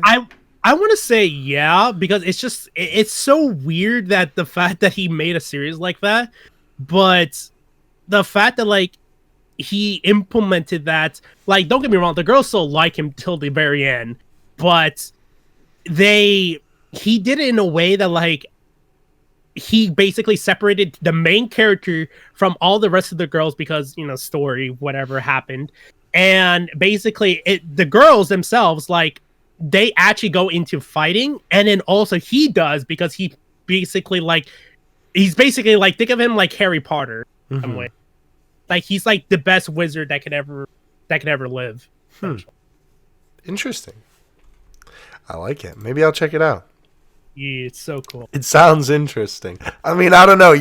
I think your taste in anime is pretty good for the most part. So I'd say I'd have to trust your judgment on that one. Give it time. I'll say that much. It doesn't really get good after the Kyoto arc, which is like, I get like 50, 40 chapters after. Gotcha. All right. Well, I'll look into it. All right. Moving on, we do have some questions kind of more related to YouTube and just your online presence in general. So, this is a question that I've actually always wanted to ask. Why did you choose SirLoadOfBread for your name? Woo! Actually, yeah, that's a really good one, because like because my original channel name was Funny One Gamer, and I switched it to SirLoadOfBread because it actually started even before, when I started the channel, was before I started doing things on this channel. Have you heard of a channel called Funhouse? No, I have not. So they used to be called Inside Gaming, and then Wait. when they I feel like I've heard of that before.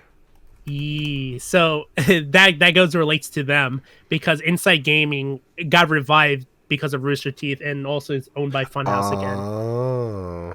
Yeah, so they used to be part of Inside Gaming, and then when Machinima Machinima When they did Machinima, they basically laid them off, and nobody had Inside Gaming.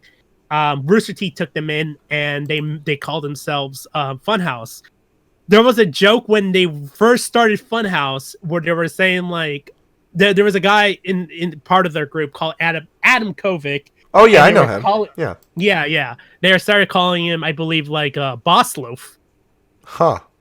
How come? And some damn meme that was popping up when they first started, and it was like somebody made an art of his face on a loaf of bread. I'm just like, okay, that's weird. They called it Boss Loaf. Huh. I'm just like, all right, I'm gonna take that name. So yeah. And then I was like using Boss Loaf for so many of my accounts, and when Pokemon Go was getting like at its high peak, remember the first like few weeks, during like the first few days of it, when I downloaded it, I had to make a name, and I was with my friend who also went to Japan with. We were at an ice cream place, and I was like, I'm gonna name myself Boss Loaf, and then he's like, why don't you just name us something else? besides Boss Loaf. I'm like, I don't know. I don't know. I don't know any other good names. Do you think of one? Can you think of something nightly? I was like, and he was just telling me, he's like, what about SirLoadOfBread? I was like, I'll take it. I'll take it. So SirLoadOfBread came off of a conversation in an ice cream store, essentially. And it was originally just for my Pokemon Go account. And then it just kind of spiraled into other things. And then I decided, you know what? I'm changing my YouTube name to SirLoadOfBread. Nice. That's cool. So it's all thanks to the Japan homie then. Exactly. That's pretty dope. Yeah, I kind of feel you on that. It's like once you pick that one username, you're like, yeah, I'm just going to use it for everything. Exactly. Right. It's just you. You are the bread. I am bread. Am a bread. Have you never played I Am Bread on your channel? I have never played it. I've been thinking about doing that just for April Fools. That would be fun. Yeah, I think that next April Fools, you should definitely do that. You're like, hey guys, look, they put me in the game. That would be perfect. All right, I like it. So, what is your reason behind doing YouTube? Wow, that's interesting. But I don't know if it's too deep or it's not deep. No, I have no idea for it. how I would call it, but essentially I wanted to start like really doing YouTube is because I had an ex and she was very negative about a lot of things. And she always said like, and I never brought up YouTube, but she always like, oh, I like to do a YouTube channel, but nobody was ever watch it or something. And I told her like, I told her like I did YouTube just a little bit, and I told her like, even if nobody watches it, like just go for it. Like, no, you're gonna like find some type of audience who's gonna like doing the things you like doing. Right. And then she was like all negative about it. She didn't like it. She didn't want to do it. And then after our breakup, I was in the dark place and for a good while in my life. And the one thing that I decided to like, I told myself like, I'm going to do the things that she said that are impossible to do and that wouldn't be worth. So I started working out more. I lost a lot of weight. And then I also decided to like, let me try out YouTube. Obviously it was hard, but after I got used from the camera, I started getting used to like interacting with people. Everything just became all normal. And now like till this day, like I don't what do you call it? Like, I don't like think of her when I do these things anymore. Like, I do these things because I like doing them, because I have fun with it. Even though, like, hey, I don't get like a few thousand views on my channel. I mean, a few thousand views on my videos, or I don't get like a lot of likes, a lot of interaction. If I can make one person laugh off of my videos, that's good enough. Amen. I honestly feel the exact same. As long as someone is happy because of what I upload, that's all that matters.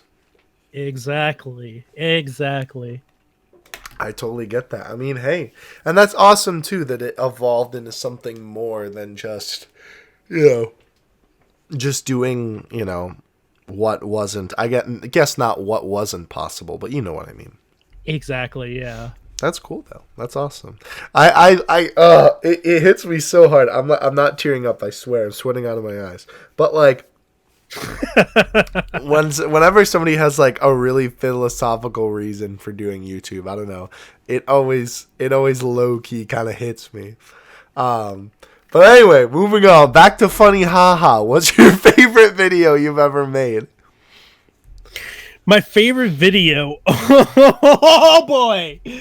It's actually none of the Dokkan content I've done. That's not even I'm for real. Like, as much as I love doing all the Dokkan content, like one of my favorite Dokkan content I have done is the collab videos I've done with General Bardock, with the boy, with Honton and Jinro together. Like, those are the best Dokkan content I've ever done, and I've had so much fun doing them. But in personal content, I done two things that I am very happy about, and I'm also very happy that people did laugh about it, at least in my community. And that is, I made a Sekiro video, and I also made what do you call it? Recently, a Naruto video. The reason why I like both of those videos is because of the fact that like I put so much into editing those videos.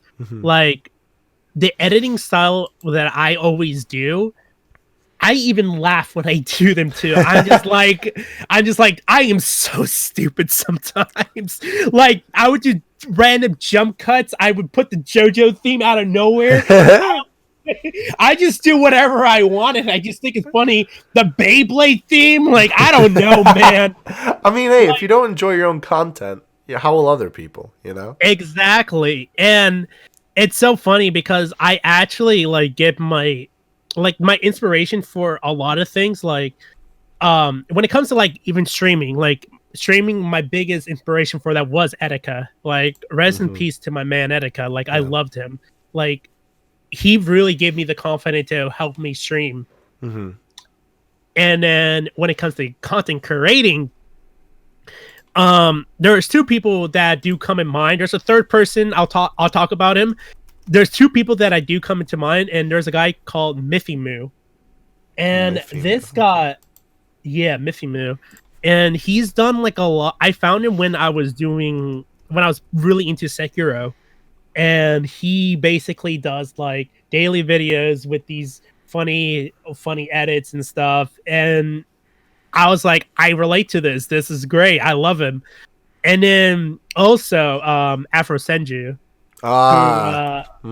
With his editing style. So like, I kind of like, I mean, like, any YouTuber, when it comes to like editing or making some type of content, you copy from other people and try to mix it as your own thing. And in my way, I like to copy like the way how they make their edits and stuff, and like try to mission together to my own thing. And I honestly love it. Like, the fact those two like gave me like such a big inspiration to do that. I'm like, I mean, is it copying or inspiration though? I think it'd be more inspirational, I would say, because obviously it's not the same as theirs, no doubt about that. But the general idea of how I want to do my edits, it's just like theirs. And then there's a third guy, and his name is if you know him, Pyrocynical. Oh, of course I know Pyro. Yeah. Yeah. So I love his edits so much. I try to do something similar, and it is so damn difficult, dude. I am just like, I don't know how this boy does it, but I mean, it's not impossible, but at the same time, it's so time consuming. I'm like, I respect you, Pyro. The amount of edits you do, I'm just like, ow. I don't know how you do it, but I love it. Yeah, no, I do quite enjoy Pyro's content as well. It's really good. But that's interesting. That's really cool. The Miffy Moo, are they on YouTube anymore? Yeah, Miffy Moo's on YouTube right now. I could try to link you to the boy Miffy Moo. But yeah, he's basically he plays like a bunch of random games whenever he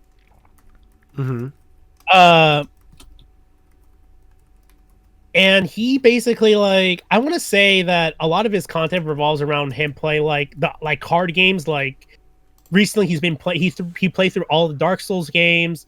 He played through Sekiro. He's playing through a lot of other games as well. Pokemon, the recent Jedi Fallen Order. And not to mention, I get like a lot of my thumbnails ideas from him. Okay. Yeah, I sent him the link to him, and Okay. yeah, he's really cool. I like him, and I've been to his streams a few times. He's a really chill guy. Interesting. Hmm. It looks pretty cool. Wow, only 300K subs. Interesting. Yeah, like he's really cool. I love his stuff. Oh, I do. His thumbnail style kind of a little bit reminds me of some of Etika's thumbnails. Hmm. A little bit. Exactly. Interesting. I like it. Ye- Cool. I'll have to check them out. Thank you for the link. Yeah, no problem. All right. Let's see. Where are we here? Oh, yeah. So, you did kind of go over it. Okay, a little bit different. What's your favorite type of Dokkan content to make specifically? Oh, my favorite kind, I want to say would be the news updates on things that are going around. Really? Yeah, because I don't get me wrong, I like summoning videos, but obviously that just takes a lot of me with the wallets and stuff. Right, My right. man. And then when you don't get the unit, you're like, well, I still gotta upload the video. Unfortunately. Yeah, so it's summoning videos is like the middle ground, but in terms of like actual Dokkan content, it would have to be the updates and stuff, like what's going on in Dokkan, like what are these units, what the celebration news, all those type of things. And I get really really hyped when I see them too. I'm like, yeah, this is actually really cool. I love the news videos too and reporting on it, but at the same time it kind of goes into what you were saying about the editing earlier. It's like you put so much work, and like sometimes the videos that you put a lot of editing work into do really well, but I feel like, just because of the nature of news videos, they usually do pretty well, and I literally don't edit them. I just upload them raw, and it's like, the most views we've gotten this week, and I'm like, ah. Exactly, I get you. Yeah, but it is fun. It's always fun talking about everything. And of course, like now that I have access to Dokkan's files as well, like personally, Ooh. it's always, who's Dokkan assets? No idea. But No idea. Neither do I. But no, like, it's always really fun reporting on the news. And I don't know, it's always cool, seeing everybody's first time reactions. And like, people even say like, oh, I've been waiting for you to make the news video on this. And I was like, it's been like, an hour since the news came out. What do you mean? But yeah, no, it's fun. It is a good time making news videos. That's interesting though. I don't think we've ever heard that answer before. You're giving me all the unique content. I love it. Because I am the wild card. I have true. the persona Izagami. I don't know. 0 to 100 to 0 real quick. I mean, Of course. All right. What's your favorite meme revolving around your channel? Oh, my favorite meme. Taco Bell. Wait, what? You have a Taco Bell meme revolving around your channel? Yeah, so my meme is that like one of these days I'm gonna be sponsored by Taco Bell. Oh, interesting. Okay. Yeah. How did that come about? Honestly, just me talking about Taco Bell a lot and my love for it, and every time before my stream, I'm like, I eat some Taco Bell. So you take a page out of Truth's book? No, that was just originally me. When I found out he talks about Taco Bell too, I'm like, oh damn, the boy gets it. Yo, imagine Truth stole the meme from you? Nani? No, just kidding. Nani? Nah. But like, God, I no, yeah, because Taco Bell, like, dude, I love it so much. I know me and Social talk about Taco Bell every now and then. I'm like, yeah, this girl gets it. She gets it. Taco Bell all the way. That's so fun. What an interesting topic to bond over. Taco Bell. Exactly. One of these days it's going to happen, and when it does, I'm going to flip around. I'm not joking. I am going to go mad like crazy in the streets, butt naked and screaming, I got a sponsorship. I don't know if Taco Bell is gonna like that with their PR team, but I'll give you the Don't worry. I'll be the meme. Don't worry. The PR team will be fine. Yo, low key, you need to make You should. I don't know where you live or Social Fire and Jinro live, but if it was possible, that would be a great video of you and Social eating at Taco Bell, and then like Jin sitting in the corner by himself while He's you eating two. McDonald's. Yeah. I know he loves McDonald's. That would be a great video idea. If that could happen someday, I will smash like immediately on that. Oh, that'd be funny. No, yeah, I know that both of us, or three of us, because both Social and Jin live together. Right. We live in both opposite ends of the United States. That's all I know. I don't know where specifically they live. Right. But I know they are East Coast. Gotcha. I am West Coast, and they know I live in California. Gotcha. That's all. Oh, yeah, I think I did know that, actually. Yeah. Yeah, now that you mention it. Interesting. That'd be fun, though, either way. I don't know. I do eventually at some point. I mean, of course, if Dokkan could stop putting out units so I could stop, getting all these stones to buy them, that'd be great. But, go to, like, a con someday and meet everybody, that'd be pretty dope. Yeah, speaking of cons, oh, man, the day I met the Truth at Anime Expo. I saw the picture, yeah. Day. That was the day, man. Oh man, like I saw him in the crowd with Afro Senju and everyone. I was just like, "Homie Truth, homie Truth." Yeah, tell me about that interaction. Okay, dude, it was so funny. It was just that like I was just walking around because I knew he was there because he tweeted about it, and then I was like, I was telling my girl like, I know because she wasn't there on the second day. So it was the second day of Anime Expo. The first day I was trying to find him, never found him. And then the second day, I told my girl, I'm gonna find him. I swear I'm gonna find him. I'm gonna send you a photo. And then I was just like looking around, and like at like the last hour before I was about to leave, I was like walking. I was already tired from like walking and buying stuff, and I just see, I didn't know how tall they were, all right? And there's another meme on my channel where apparently I'm super short, even though I'm 5'8". I don't know. I'm 6'1". That's pretty short to me, my guy. Oh, wow! I am not that short. 5'8" is a good height. Sure, you keep telling yourself that. Stop!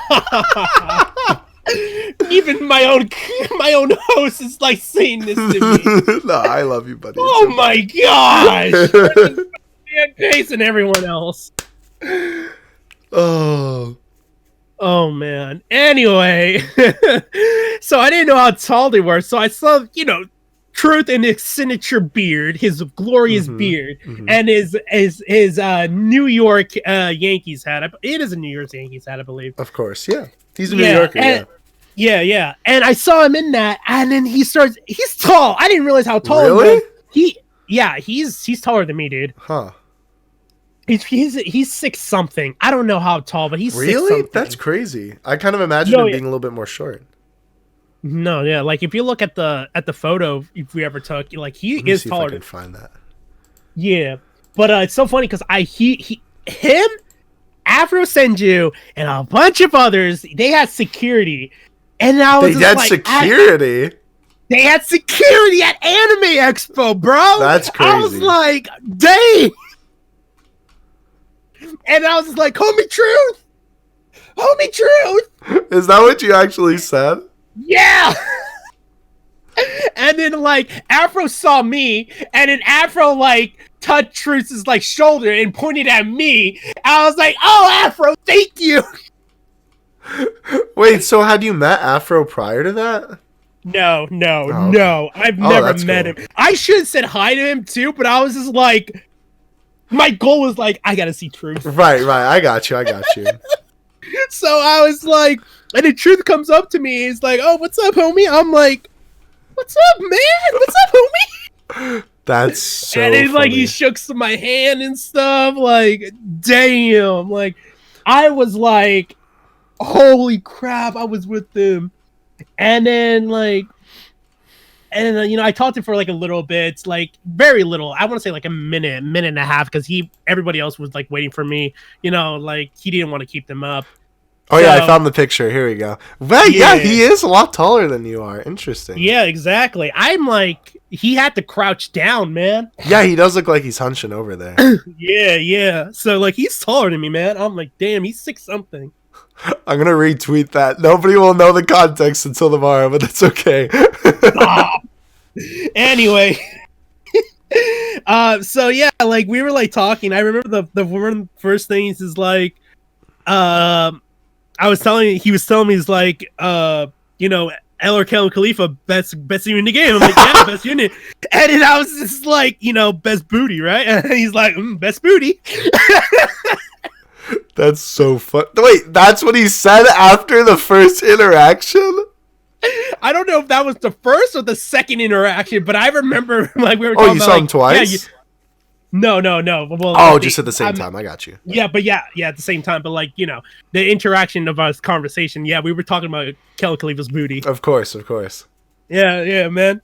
And then, like, it's so funny. I kind of like, I was a little bit freaked out because when I told him, he was like during the photo, like, he was asking me, like, hey, what's your homie? I'm like, I didn't give out my name personally. I was like, oh, you know, I'm SirLoadOfBread, and he's like, oh, you're the homie Loaf. Yeah, I've seen you. What? That's crazy. I was like, what the hell? That's crazy. See, that's the thing. All, like, Dokkan YouTubers low key keep an eye on everybody in the community, whether they know it or not. Yeah, I was like, oh my gosh, he knows me? That's crazy. That is, because it's like a celebrity for us, you know? Yeah, I'm just like, oh, damn. Oh. But, I was freaking out, man. Like, and then he's like telling me, yeah, he had to go, and like everybody was waiting for him. I'm like, yeah, no problem. I got the photo and stuff. I was super happy, and I'm just like, I remember I think that is my most liked tweet, I believe. Really? Yeah, I believe so. I think that is my most liked tweet.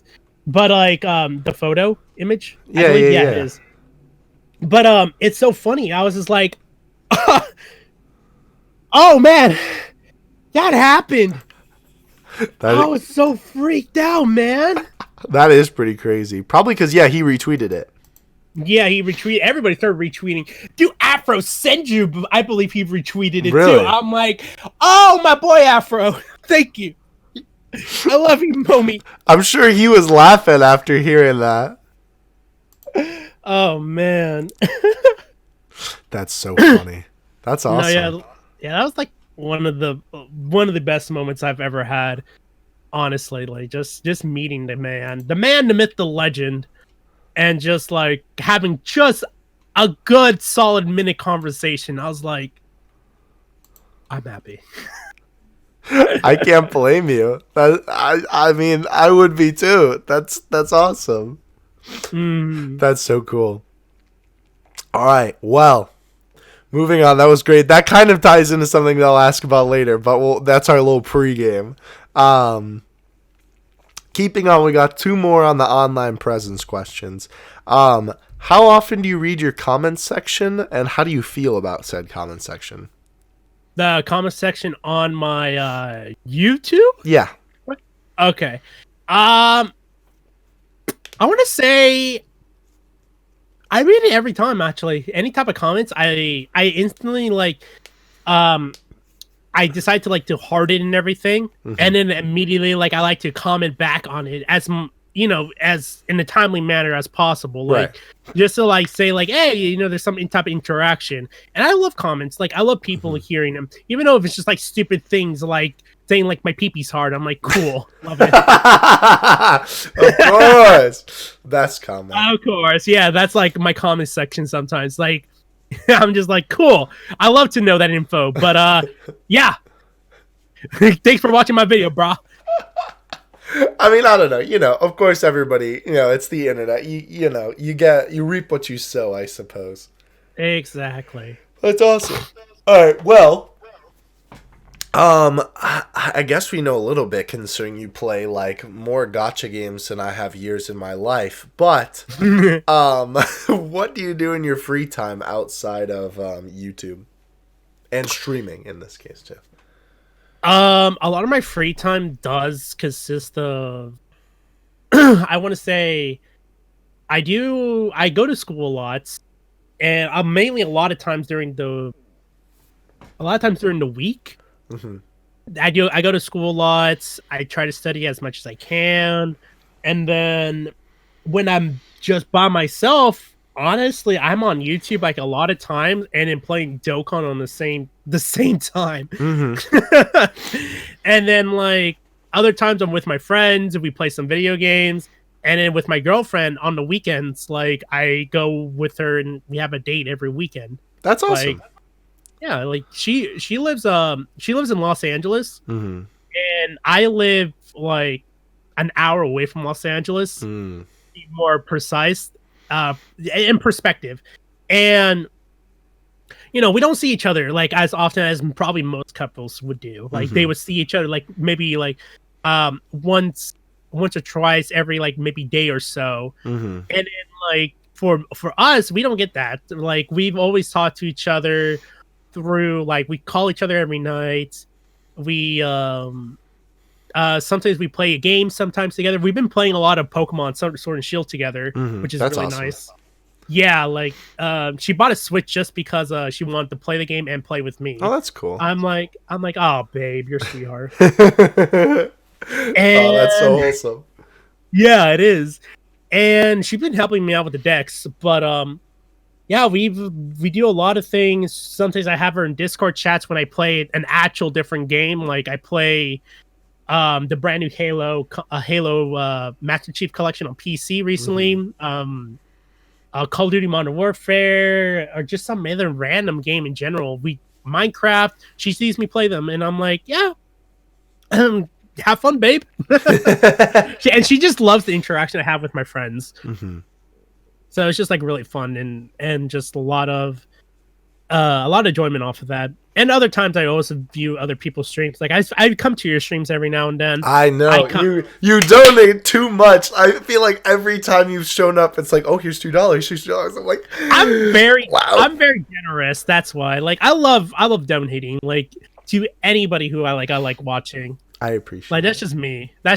But yeah, like something I watch other people stream, or like when they're like talking into other people in voice chat, I'm like, hey, can I join? And they're all like, yeah. I'm like, hell yeah, let's play some games while you stream, and I'm gonna be here chilling. I mean, yeah, why not? I mean, you got a fun personality that just fits with, really any stream, Yeah. Yeah, that's dope though. Yeah. All right. I have to ask you, you brought it up a couple of times before. How did the collab with Honton and Jinro come about?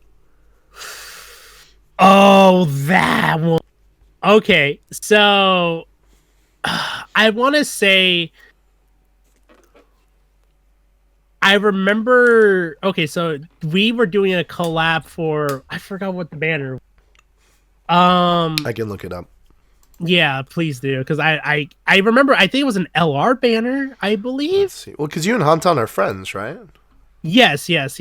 Me and Honton are friends. Me and Jinro were friends, and he's also my senpai. Actually, both Honton and Jinro are both my senpais in general. But oh, was the androids LR androids banner? Oh, okay. So now I remember why this happened, because I asked Jinro if he wanted to do a collab video. Because I've already done a collab video with General Bardock, and I've done a collab video with the boy. And during that time, I asked Jinro. He's like, he told me that like he already had like other collabs planned out, but if he finds time, he could add me to it. So at that same time, he added me.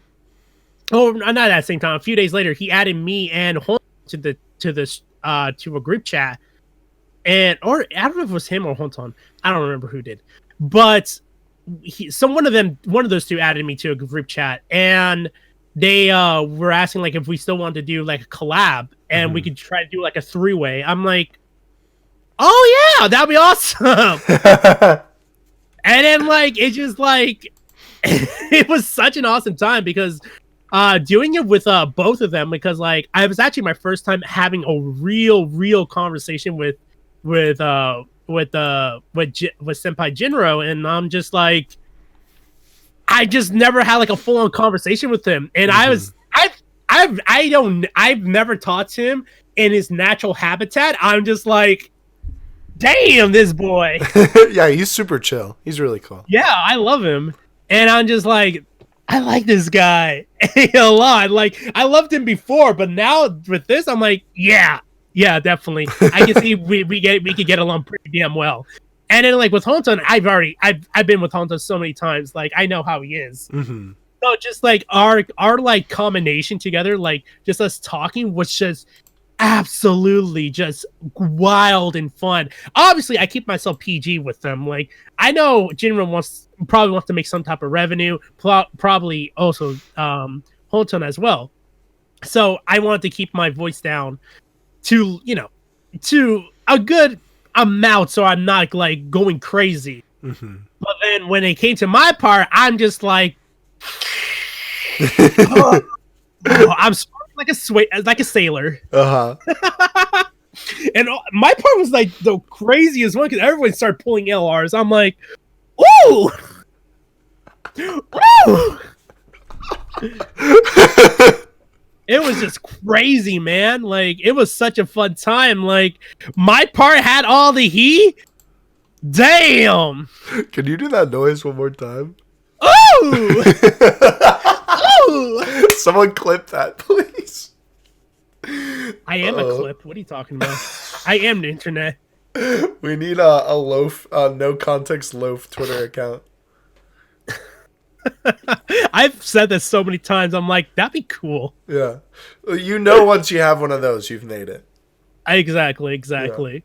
But that's great. Yeah, it was such a cool thing to finally like talk to them and have fun with that. And it was just like, and not to mention, we talked for a good while afterward. Talked for like maybe another good 2 hours or something like that. It was really cool. Like we were just chilling in the chat, and hopefully one of these days I could do it again with them because, damn, that was an absolute blast. Yeah, like I loved it. Oh yeah, and I mean, I don't know. It's always fun seeing like a bunch of people, especially like knowing all three of you. And because I mean, not that I don't talk to like Hantan too, but just like getting to know Jinro and Hantan a little bit better from the podcast too, and then like you as well. Just like seeing all three of these people that you really enjoy, all their content, their personalities, all just kind of like meshing together and having a grand old time is just so great. And like for me too, since I've been there before with like the collab thing, it's like that they were clowning behind the scenes too, because they're all everybody's having a grand old time. So exactly. It just makes it even more fun to watch, I think.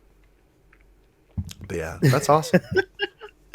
Yeah, I best opportunity I've ever had in my life. Do another one, please. I will watch. I love it. Hit them up. I gotta talk to the homies, man. I gotta talk to them. Definitely. You could do it for. I don't know if you're trying to spend on Global, but no. Okay. I'm thinking about probably we try to do something like that, maybe for I don't know, Christmas banner. If I'm here, I don't know when Christmas banner is gonna be coming around, but like if it comes around soon, like hopefully like in a week or so, I'm down to do any type of collab because I'm not gonna be here when after the 19th. I'm gone. I'm gone to South America for the holidays. Whoa. Why South America? My whole family lives there. Oh, okay. Are you bringing Mrs. Loaf with? No, Dang. she has her own family to be with, and I'm just like, yeah, that's fun, babe. I'm cool with that. And my family actually over there wanted to meet her, but it's like, it's all cool. I'm actually first generation, so like I have nobody else in terms of like cousins, aunts, or anything around me besides my mom and my dad and my sister, and that's about it. Wait, so you were the first to come? So were you born here or there? I'm born here. So, so your parents came from South America. Yeah, right. Chile to be more precise. Gotcha. That's cool. Yeah. So I'm first generation, full-blown blooded Chileno that lives over here. I am Chileno. I'm not. It's also funny. People used to think I was Samoan. Huh. Because when I take off my glasses, for some odd reason, I'm the only one in my family who has Asian eyes. I don't know why. I'm not joking. Even my family over there, they're confused. They're telling me why I have Asian eyes. I'm like, I don't know. Yeah, like, how do you respond to that? Like, what is that supposed to mean, you know? I'm not part of the family? What's up? I'm not joking. Like, if you ever see me with my glasses off, like, I look Samoan because I'm dark skinned. I'm a big, I'm big, and I also have like these, like, I do have like somewhat of Asian eyes. Mm-hmm. I'm like, it's so confusing. I don't know. Maybe someone in the bloodline. Nobody that I know, apparently. Well, yeah, but recessive genes and science and stuff. Exactly. It's just odd that I'm the one who got the Asian eyes. Yeah. The one family member who's far away from everyone else. Suspicious. Exactly. Mr. Mailman, are you Asian? No, just kidding. Oh, that's funny. Mm-hmm. All right. So, listen. Okay, I'm gonna be honest. The next question, I don't want it to come off as offensive, but don't worry, it could a little bit. Well, the first part not so much, but the second part maybe. So I know that you were really determined for a while to keep on the daily uploads. So what was that like?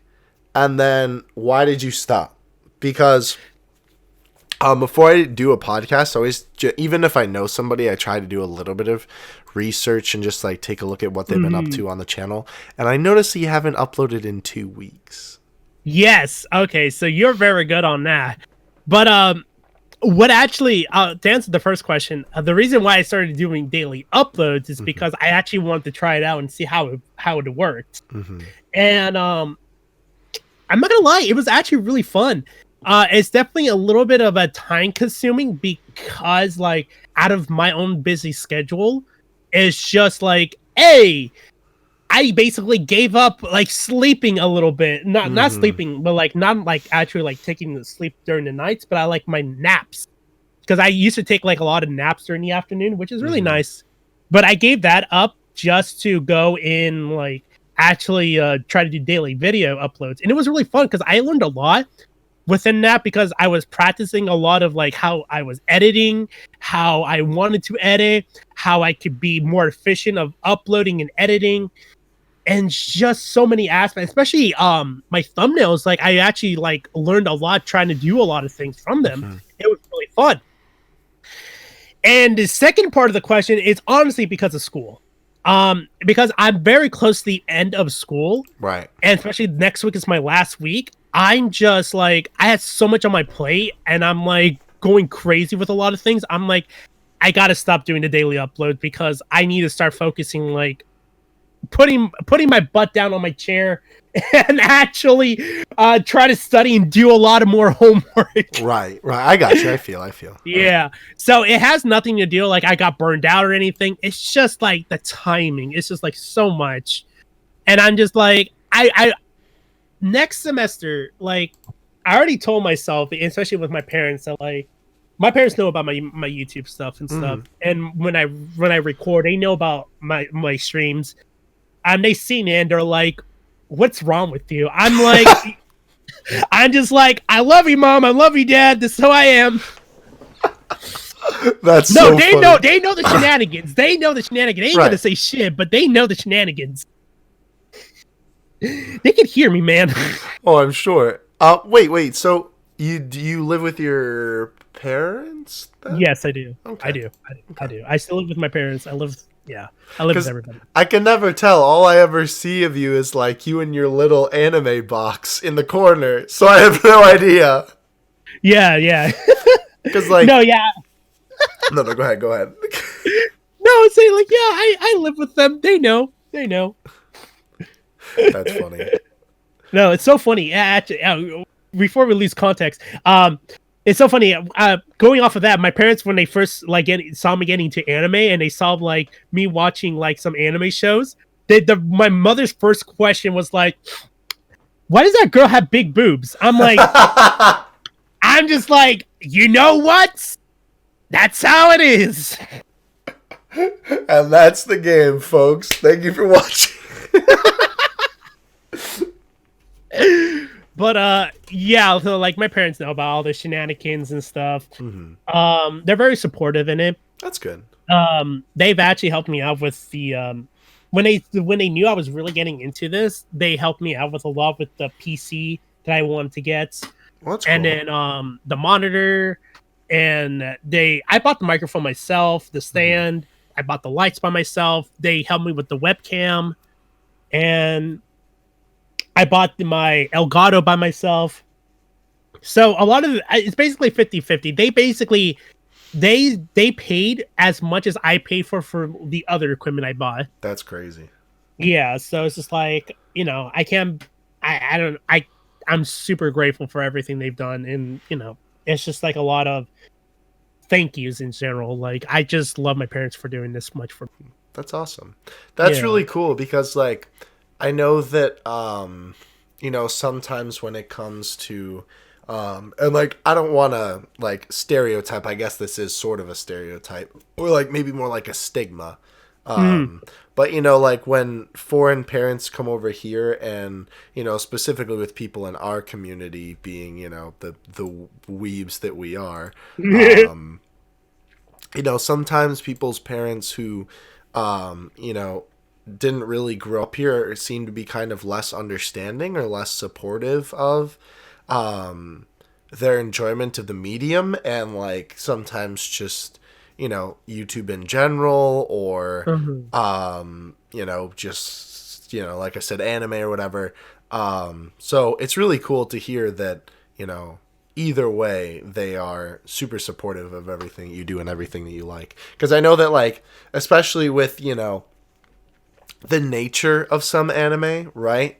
Because obviously the anime is such like a varied medium. You have things like Pokemon, right, which is like child friendly and fun for everyone, and you have like JoJo, that is like buff ghosts beating each other up, and then you have like High School DxD, that's like 2D breasts flying in your face 24/7, right? So it's like there's so many different kinds. It's such a unique medium. That either way, because I know some people can kind of get stuck on that stigma of like they see something like High School DxD or High School of the Dead or whatever, and then like, oh yeah, that's what everything is like. It's like, well, no, not at all. Exactly. You have things like Osumasu, or like Doraraman. Yeah, exactly. Clannad. Right. Or like, Attack on Titan is completely different from a lot of that. Like, you understand the point I'm trying to make. So either way. Exactly. I get it.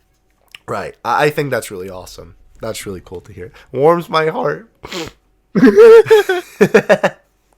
Alright, well, cool. That does answer, though, the question about the uploading daily, because I know you were like really on it, and then I checked your channel because I was like, I haven't seen an upload from my man in a little while, and I was like, I see, it has been a little while. Yeah, no, it's been a good while, and I don't think I'll be doing daily uploads until like the very beginning of 2020, because I am gonna be leaving too. Gotcha. So when do you it's come just back? like. Let me check my calendar right now. My calendar, I am going to be there until probably the 6th of January. Dang. Okay. Yeah, so I'll be gone for a good while. So hopefully Christmas banner comes out soon, so I can say like, Hopefully, hey, yeah. someone do a collab, because I'm about to leave. You could schedule a couple videos too. Yeah, I was thinking about that. That's why I was like, I want to continue on some other independent projects that are not Dokkan, to just to really released periodically, maybe hopefully like every like 3 to 3 days, something like Yeah, that. there you go. Yeah. Something that isn't like time sensitive necessarily. Exactly. So Yeah. it's just like, I could try to get that done. But yeah, that definitely would be awesome to do before I leave, Yeah. which is going to be on the I said okay, so I'm going to be leaving. Oh, that's January, my bad. Yeah, I'm going to be leaving on the November. Stop it. I'm getting so confused because like I keep switching the months. I'm like, wait, we're in December, not November. No, I'm not in January. I'm in December. I'm leaving on the 19th of Gotcha. December. So yeah, if something comes up before then, within next week and the week and week and a half, I'm for it. I mean, I'd have to assume that it would come out before then. Like, they usually do it a couple days before Christmas at least. Exactly. I just hope it's a week before, so I'm like, cool. Let me get this out now. That would be nice. I don't know. I kind of imagine since Global just got that too, JP would probably have to be getting information soon. Who knows? We could see a data download in a couple days, but exactly. Anyhow, yeah. So I know that you do stream a lot. And do you stream or make videos more? I guess disregarding the kind of sort of like unintentional hiatus at the moment. I want to say in the beginning I was streaming more, but I'm trying to push towards more into actually doing more content more because of the fact that like I've always thought of myself as a content creator first, not a streamer. Okay, so you prefer making videos then? Exactly. Okay. Yeah, because I know sometimes you stream like other things besides Dokkan and whatever too. Exactly. Which is always good. That's cool. I mean, because I don't know, like I know a lot of people, really enjoy streaming, and I do like streaming too. I do think I like making videos a little bit more. But it's always nice to directly interact with your audience. But I know that you stream, or at least used to, I guess, at the moment, like streamed a lot more than other Dokkan YouTubers did. And obviously it didn't have to always be Dokkan. And I know some of them, like Rhyme and Nano don't always stream Dokkan either. But I just think it's interesting because, not as many people do streams. Like, for Dokkan, it's like, oh, new banner or like new event, and then they'll stream or whatever, Oh, so. Yeah. I especially when I first started, I was like streaming Dokkan a lot. So that was a lot of fun. At this point right now, I am still streaming Dokkan. Like I did it last night. And wait, on Twitch? On both platforms. Okay, wait, what? Did I not? Wait, you did? How come there's no VOD for it? Oh, because I use copyright music. I use a lot of copyright music. Gotcha. And it's just like, hey, nobody can view it anymore. I'm like, cool, I don't mind. Beautiful. I always think my streams get very special and very crazy. So when you miss a stream, it's like, hey, you miss probably something crazy. I'm not gonna say what it was, but if you were there, you were there. And in like some other streams, I wouldn't play anime music because I'm playing what do you call it? I'm playing like something like Pokemon or I'm playing Smash Brothers or something like that of the sorts. And they have their own music. While Dokkan has their own music, but it's just like I prefer like listening to my own music when I'm playing Dokkan. Right. It's just like that's just how it is. But for other games, obviously no music. They have their own good music, so I'll play like that. Gotcha. Cool. I did want to ask because so I don't at the moment stream on Twitch like at all. And I know that you do. And I know that like just in general and even more recently, there's been a lot of controversy with Twitch. How do you feel about the current state of Twitch? How would you say? I want to say I'm not too concerned, but at the same time, I'm very skeptical of what's gonna happen because it's just Twitch as itself it's really biased. It's 100% biased. Right. We all know that. Mhm. There's no doubt it's 100% biased. But at the same time, it feels like a little bit more lenience towards things than what YouTube is, especially with the whole COPPA thing at the moment.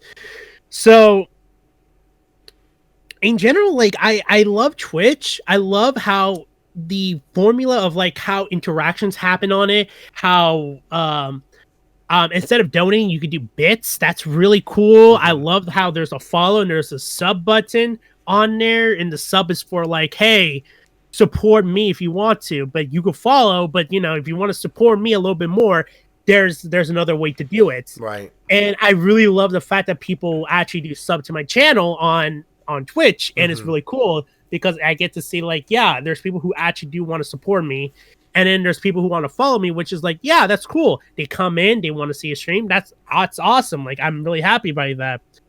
And everything about Twitch's like interface and how there's not too much of latency issues, unlike YouTube does. It's really nice.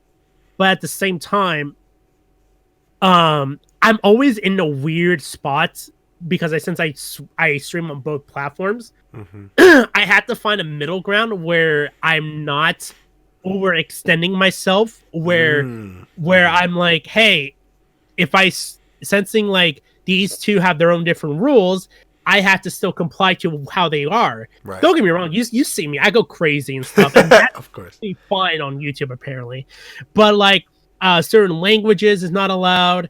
And then like there's also like, obviously I can't show like too much skin or else I'll get banned on Twitch. And I'm just like, man, I'm a guy who's gonna get crazy over me, right? Yeah. Come on. And I'm just like, cool. And you know, like obviously YouTube doesn't care about that, but like Twitch does, so like I still have to keep a leniency on that. Right. Don't get me wrong, like if I was on YouTube just solely, I would just take off my shirt when I was hot. I'm like rip my shirt apart and everything. Just all that. There you go. Like that classic rhyme style moment. Yeah, exactly. But funny. like I can't do that because or else I'm gonna get a no from Twitch. So it's like I work between both of them, so Gotcha. and Twitch is very more lenient on music too. Like they don't care. Yeah, they don't, it seems like. Yeah, and I'm just like, well, YouTube should do the same thing. Yeah. But they obviously don't care because their bot does whatever they want. They like money also. Mm-hmm. Yeah, I don't know. I mean, I with a lot of the, like you said, the bias is a big thing for me that I'm like, yeah, I kind of don't want to stream on Twitch. Like, as much as the platform seems really good, a lot of the issues, I don't really support the people, I guess, that run it because of how they run it in that way. You know what I mean? I don't know. Speaking of your personality, though, because I know you were talking about wilding out a little bit. Your personality, right, in videos and just in general, I would say a good word for is rambunctious, right? Which is not a bad thing by any means. I mean, yeah, we could say that. We could definitely say that. It's very rambunctious. Yeah. I've never had to use that word, but yeah. Yeah, rambunctious. And I know a lot of YouTubers fake that sort of personality for views. Talking to you, though, I know that you don't. I know that's just how you are. Yeah. But I've heard. Yeah, but do you ever have people criticize how you act in videos and streams? I've had that happen only on streams, and it's very few times, especially when I first started.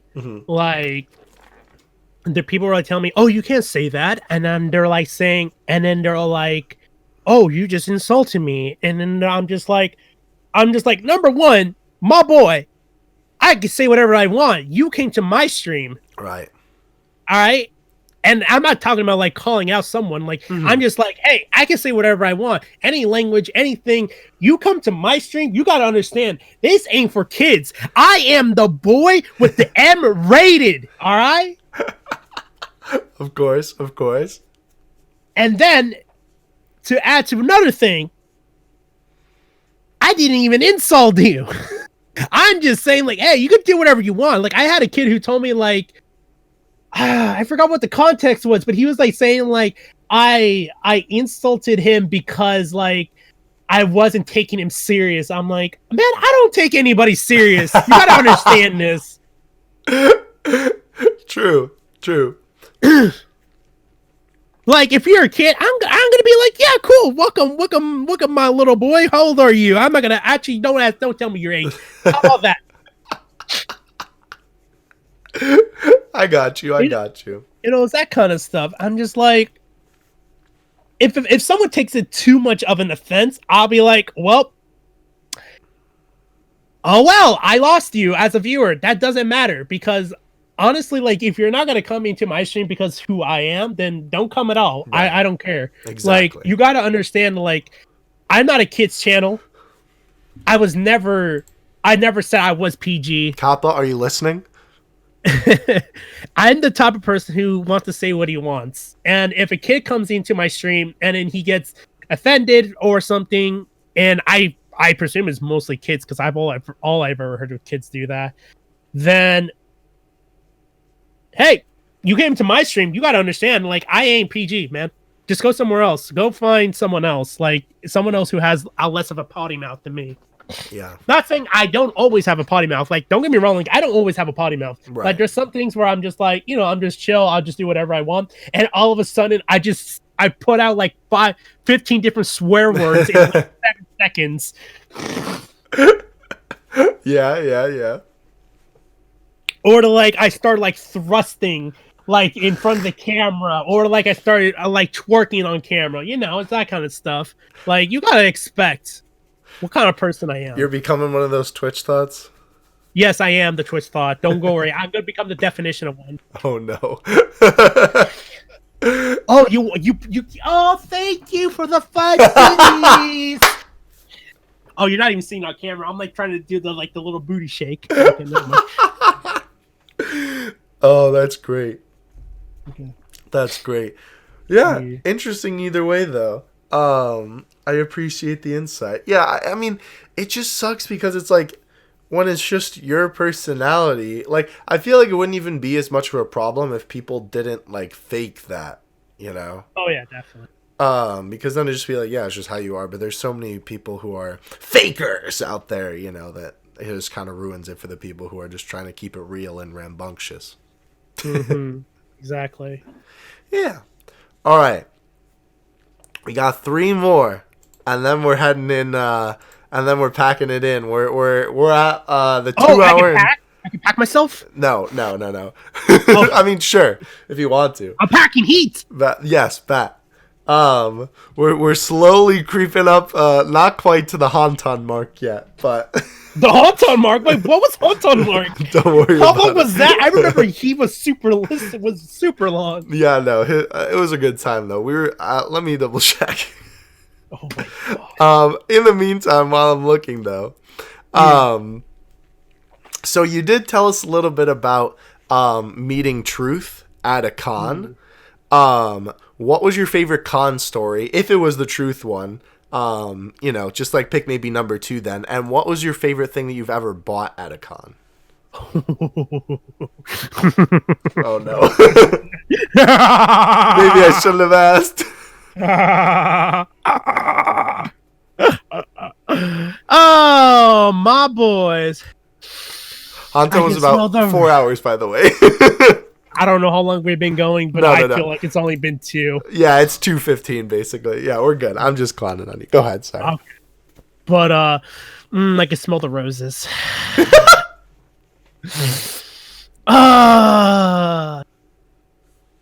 Yes. Okay.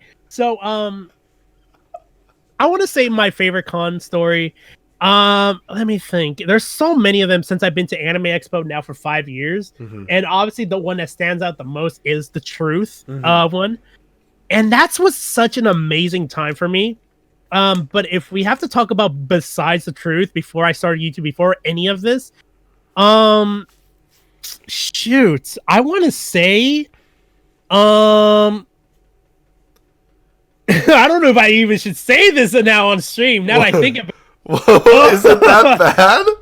I mean, we're talking about like the good stuff, and then me like getting my good stuff signed by the person who made the good stuff. Oh, I think I think we've talked about this before on Hunt stream or off camera before. Yeah, something like that. But like, I got to meet some of like those famous like actual like artists and storyboards, people who made those good stuff, and it's so cool and so chill to talk to them, and it's just like, wow, that actually happened. And then another one, I guess you could say, is that I got my stuff signed. Have you ever heard of Yamada-kun and the Seven Witches? I don't think so. So let's real talk stage story. So back in 2015,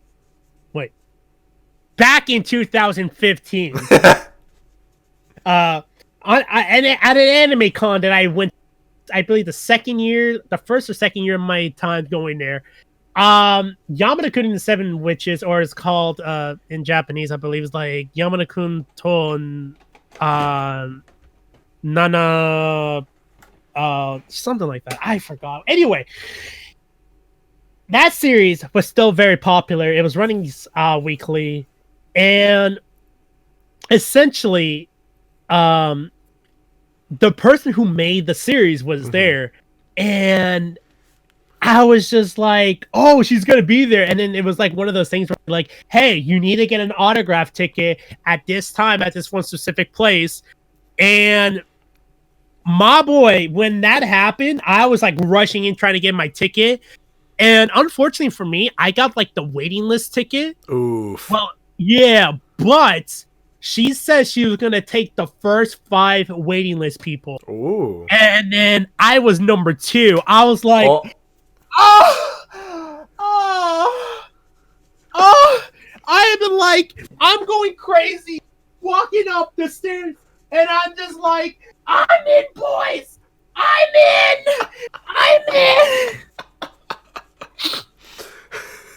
And then, like, I was just going bonkers. By the way, it's called Yamada-kun to Nanani no Majo. That's the Japanese name. Okay. Anyway, yeah, I came in there with my Japanese copy of the manga because that's when I started collecting. And it's so funny because that was when I was still like learning Japanese, and I had a full-on conversation with her in the manga in Japanese, and I was telling her like, yeah, I've been like, I'm a big fan of it. Like, I started reading it for a while. Like, I love the characters, and then like, she was surprised because apparently I was the only one who brought a Japanese copy. I'm like, right. Hell yeah, I'm gonna bring a Japanese copy, not an English volume. I'm gonna bring my Japanese volume right here. That's and awesome. I was just like, I'm so happy to meet you and everything. Like, it's such a crazy moment, and I actually really love it. Until this day, I still have my autographed signed first copy from her. And I like put it on a pedestal to cherish. Yeah, I have it actually on me right now. So like, that's super cool. Yeah, I mean, that's always awesome meeting your like hero, essentially. Exactly. Someone you really look up to. That's awesome. That's cool that the waiting list, little me Marino, kind of worked out. Yeah, I was a little bit sad when I didn't get the actual like guaranteed ticket, and then like she's gonna do the first 5 waiting lists. I'm like, ah! Did you have to pay for that? No, no pay. You just had to be there, man. Gotcha. Hopefully, you get your place in line. That's it. Gotcha. Interesting. That's cool. Yeah, funny enough, I've never been to an anime con. Someday I'd like to go, but. Dude, Anime Expo is the biggest one in the United States. Yeah, so I've heard. Someday, because I live in Chicago area, and I know that they have AX in Chicago. So one of these days, I gotta make it down there. I know it happens in the summer? ? Yes, it does. So yeah, someday maybe I'll come down to Cali and you can show me around. You're not the only one. You're not the only one who apparently I need to show around when they come down. Why? Who else said that? Jinro and Social, whenever they come down, I told them like, hey, I got you. That'd be sick. Yo, that would be so fun though. Anyway, I literally said that before. Moving on. Moving on, exactly. Okay, so before we hit the last thing here, I know because I didn't expect the Japan trip coming from way before, but with the Japan trip, do you have any other stories or anything else you want to tell about it? Oh, think. Well, like here, where did you visit in Japan? Oh, so I was in Sunshine City, which is close by to Ikebukuro. Mm-hmm. And Sunshine City, it's just kind of a weird place because for some odd reason, I don't know why, but this specific district in Tokyo had a lot of husbandos like marketed all over the place. What? I am not joking. What is it called? Bo Shoujo. No. Yes. What is it called? Yeah. I know. Yeah, Bo Shoujo. Something like that. Yeah, essentially. But let me see if I can. They were all over the. Yeah, they were all over the. Man, like I was just like, I don't know if I'm in the right area. And I'm like, my hotel's there, and I'm just like, cool. I guess I am in the right area. I guess I am living the husbando life right now. Husbando life. That's exactly. So funny. And it's actually really cool because the hotel I was in, it was actually underneath my hotel was a mall, and the jump world was there too. Really? Yeah, and the Pokemon Center too. So I was like, I'm down with this. That's so cool. Yeah, so I got to visit the Tokyo Center, Sunshine City of Pokemon Center, and in Jump World there too. So I was like, really cool. That's awesome. Yeah, it was so really awesome. But yeah, it was like such an amazing time over there. Like, there's so much I've done. Like, I got to visit like I think it was the Imperial Castle, I believe, at the time. I don't remember. It was either the remnants of it or something, or whatever. But I think I think it was the person. The Prime Minister actually was there in that area, if I'm corrected. But yeah, I got to visit over there. I got to visit a huge shrine. Like, I went to Kamakura Town. That was really cool. Kamakura Town is where the Dai Buddha is, which is the big Buddha is at. And I'm just like, dude, that's such a huge Buddha. I love it. And it was so much fun. Like, there were so many things going on. And it was so hard to like do everything essentially in a week. I did everything in a week. I visited Tokyo Disneyland twice in a week. How did you have time for that? I don't know. We went to Tokyo Disney, and then we went to Tokyo Disneyland. And it was so much fun, but a lot of walking. Dude, by the end of the trip, my legs were dead. Not my legs, my feet were dead. Oh, I'm sure. Walked so much in 1 week. I remember I had like my you know how your phone like records like how many steps you walked? I walked the most steps I've ever walked in 1 week than I ever did in a whole year. I was like, damn. That's so funny. Yeah, and then like I also went out in Tokyo at night just to mess around. Like I went to like book off a few times. I went to like just check out the streets. I had a drunk guy tell me like in Japanese, he was just telling me like where are the others at? I'm just like, I don't know what you're talking about, bro. And I said that in English, and he's just like he looks in another direction and try to find someone else. Wow. That's great. That's a memorable moment, if I've ever heard one. Yeah, a drunk Japanese man telling me where the others. I'm like, Where are the others? obviously he said it in Japanese, but I'm just like, That's so funny. yes. Is the guy who went with you, is he just like a personal friend, or I assume he's not another YouTube personality? No. He's an actual. He's a close friend of mine. He visits my streams every now and then. If he's like his profile name is Pico Pico, and Okay. yeah, it's so funny. Anyway, he's always on my streams every now and then, and obviously he doesn't come on too much because he doesn't know Dokkan that well. Gotcha. But like when he does, he enjoys himself, and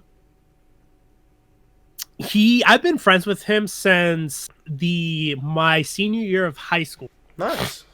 Yeah, I've actually known him since middle school, but it was like one of those situations like, oh yeah, I know you, type of thing. Yeah, I got you. You knew people in high school. It's like, yeah, I know you. You're that kid, and all that stuff. And we didn't really get interacted much until like he helped me out, like move into my current house, which I'm living in right now. And he's like, ever since then we've hung out. I didn't know he was a closet weeb. So he's never really talked about anime with anybody else. And then with me, he was just like really open. Mm-hmm. And it's to the point now that like he's basically like my mother's second son. That's awesome, though. Yeah. That's super cool. And of course, I mean, closet weave, homie literally went to Japan with you. That's cool, though. That's awesome. Exactly. All right.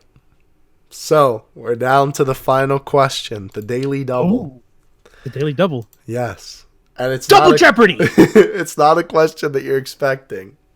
Okay. Do you have a question for me? It can be anything. Anything we talked about, not related. Ask away. Ooh. I am the host now. Usually, obviously, this would be for me and Kayvon, but since it's just your boy Boolin today. Ooh. If I have to say something, Soka.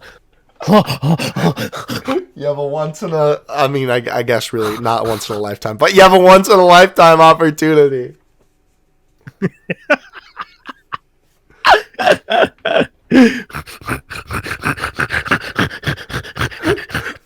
All right, calm down there, Oolong.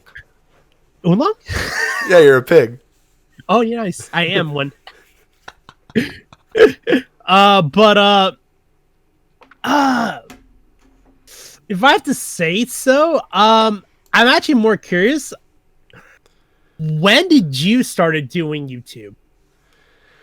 Like Dokkan YouTube or before that? Anytime in general. I've talked about this a little bit before. But I started doing YouTube like 6th or 7th grade.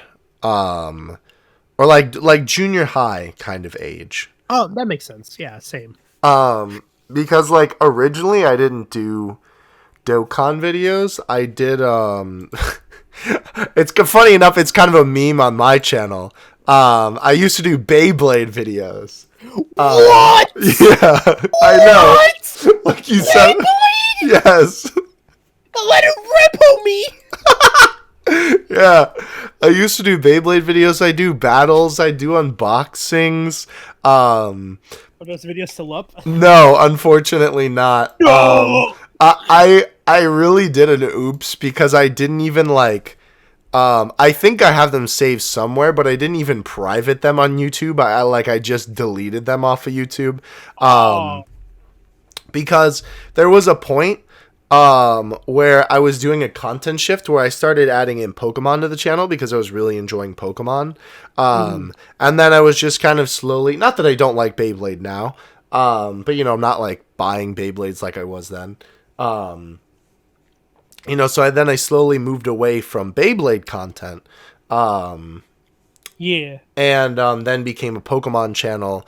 And then after a while with Pokemon, I kind of Sun and Moon really burnt me out. That's a whole nother conversation. But I didn't enjoy Sun and Moon as much as some other Pokemon games, and it's weird because I can't tell you why, because there's really nothing wrong that I can point to with Sun and Moon. But I digress. The games kind of like died down the hype a little bit for me. And during like that a period after that, I was playing a lot of Dokkan, getting back into Dragon Ball, especially like you said with Battle of Gods and Revival of F returning, and then of course the Dragon Ball Super anime. And I was watching a bunch of Dokkan YouTubers, and I thought that the content was really cool, and I was contemplating it for a while, and I decided, hey, why not try my hand at it? And I already had plenty of experience from the Pokemon channel. So I used that information that I had. And of course, I watch like even now just a ton of YouTube, like a disgusting amount of YouTube. Not just Dokkan content, all kinds of different things. And then obviously I know a lot about YouTube just as a platform from self-research, I guess. So yeah, then that kind of led into the Dokkan channel and things just went from there. The first Dokkan video I ever did, I'm going to double check real quick, but I believe was actually summoning for Fizz Cooler on Global. Fizz Cooler! Which, is a classic Dokkan unit, but yeah, no, so funny enough, as weird as it is, I originally started as a Beyblade channel. Let's see. I was like, because I liked Beyblade at the time a lot. I really liked the toys. The Beyblade Geeks were a big channel back then. They still do some Beyblade content now. This guy named Zanky, which actually he's funny enough in the Dragon Ball community now as well. He still does some Beyblade stuff. Let's Beyblade! Let's Beyblade! So yeah, that's the story. Wow. Oh, I'm guessing the reason why you have Epic Mewtwo is because the Pokemon channel then, right? Yeah. Well, so that story was kind of interesting. So the original name for the channel was the Beybladers United.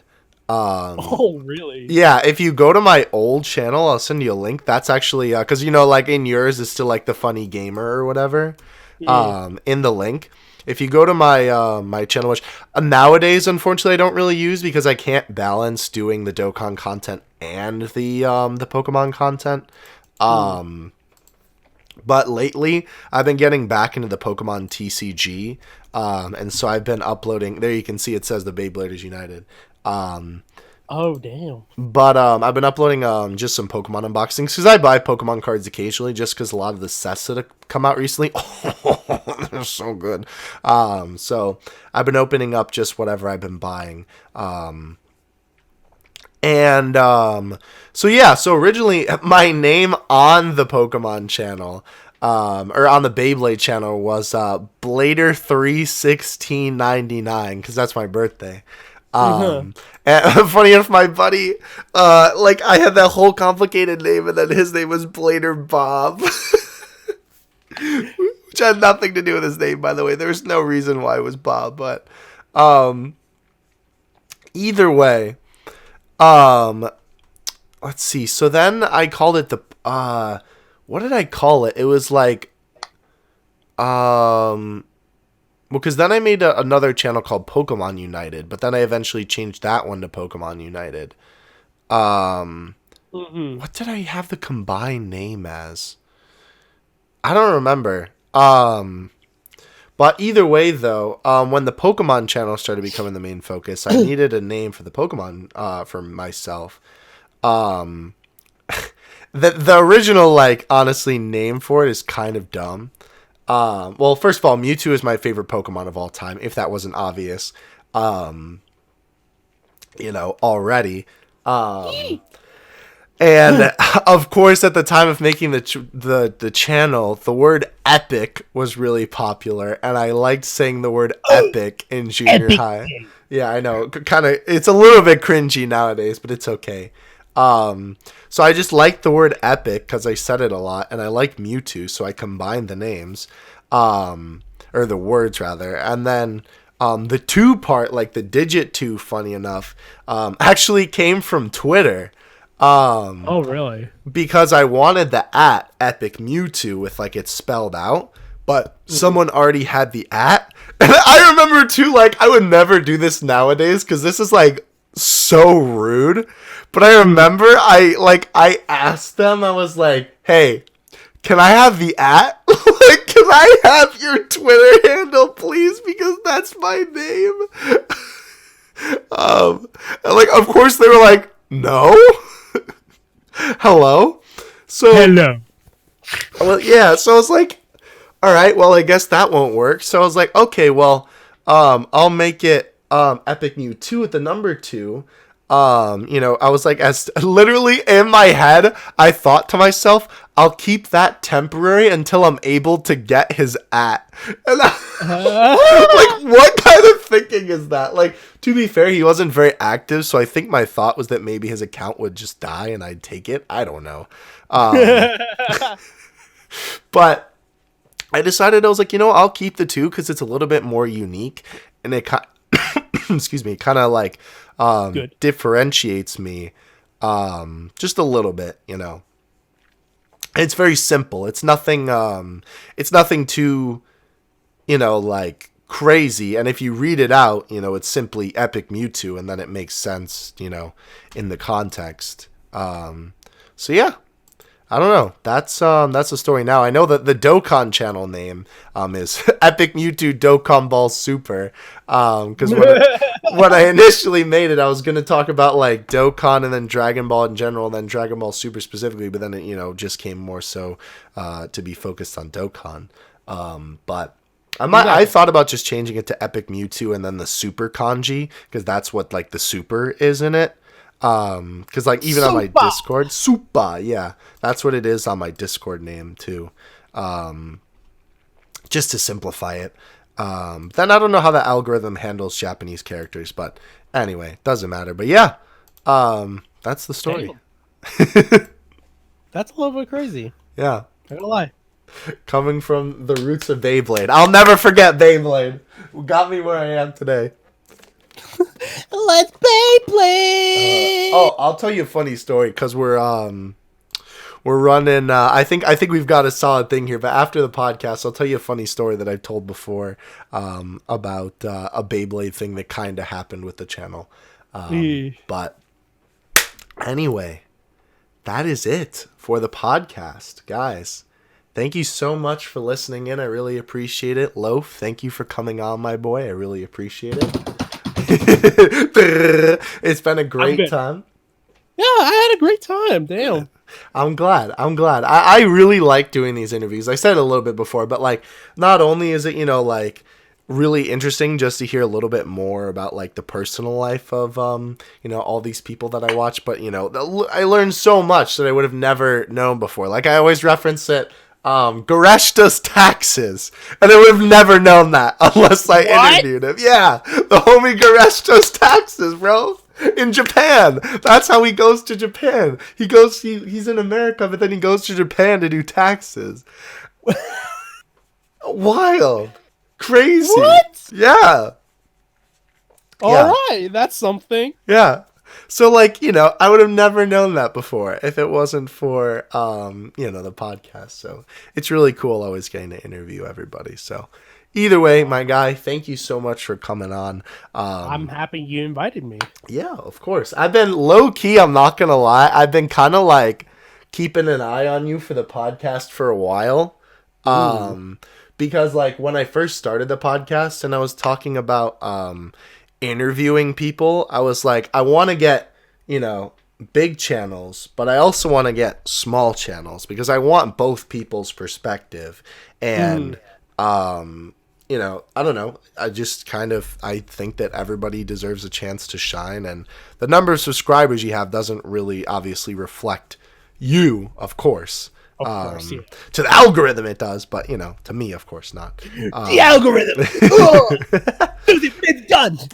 How does it work? But, Susan, yeah, exactly. But yeah, no, so I was like, yeah, Loaf is kind of around my size, and he would definitely be a good candidate for a smaller channel, so here we are. I'm glad it worked out. Woo! Yeah, woo, indeed. All right, well, either way, the homie Loaf's Twitter, I almost said Instagram. I don't even know if you have Instagram, but it doesn't matter. Twitter. I do. I just started it. It's not all very right. active right Then we'll now. plug that too. We'll plug that too. Twitter, Instagram, YouTube, and Twitch will all be in the description. Definitely go follow the homie, subscribe, all that good stuff. Definitely check out his streams, his content. And genuinely, too, when I pick out people for an interview, I do think that they have good content. And I genuinely do think that Loaf does have good content. Even though I'm on hiatus right now. Yes, I know. Kind of a ironic time. Maybe you should release a video tomorrow when this goes up, just to like, you know, coincide. But yeah, no. Either way, though, go check out some of his older content. He's got great stuff. He's a super funny guy. So yeah, thank you for coming on. Maybe in the future we can have you come back. That would be pretty fun. Part 2. Oh yeah. No, we could have. Maybe we'll have you and Hantan on the podcast for something in the future. That could be a ball. That'd be fun. Yeah, that would be fun. I'll have to ask him about it. Either way, though, thank you guys so much for watching. Really appreciate it, my boy. Do you have any final closing thoughts before we end it off?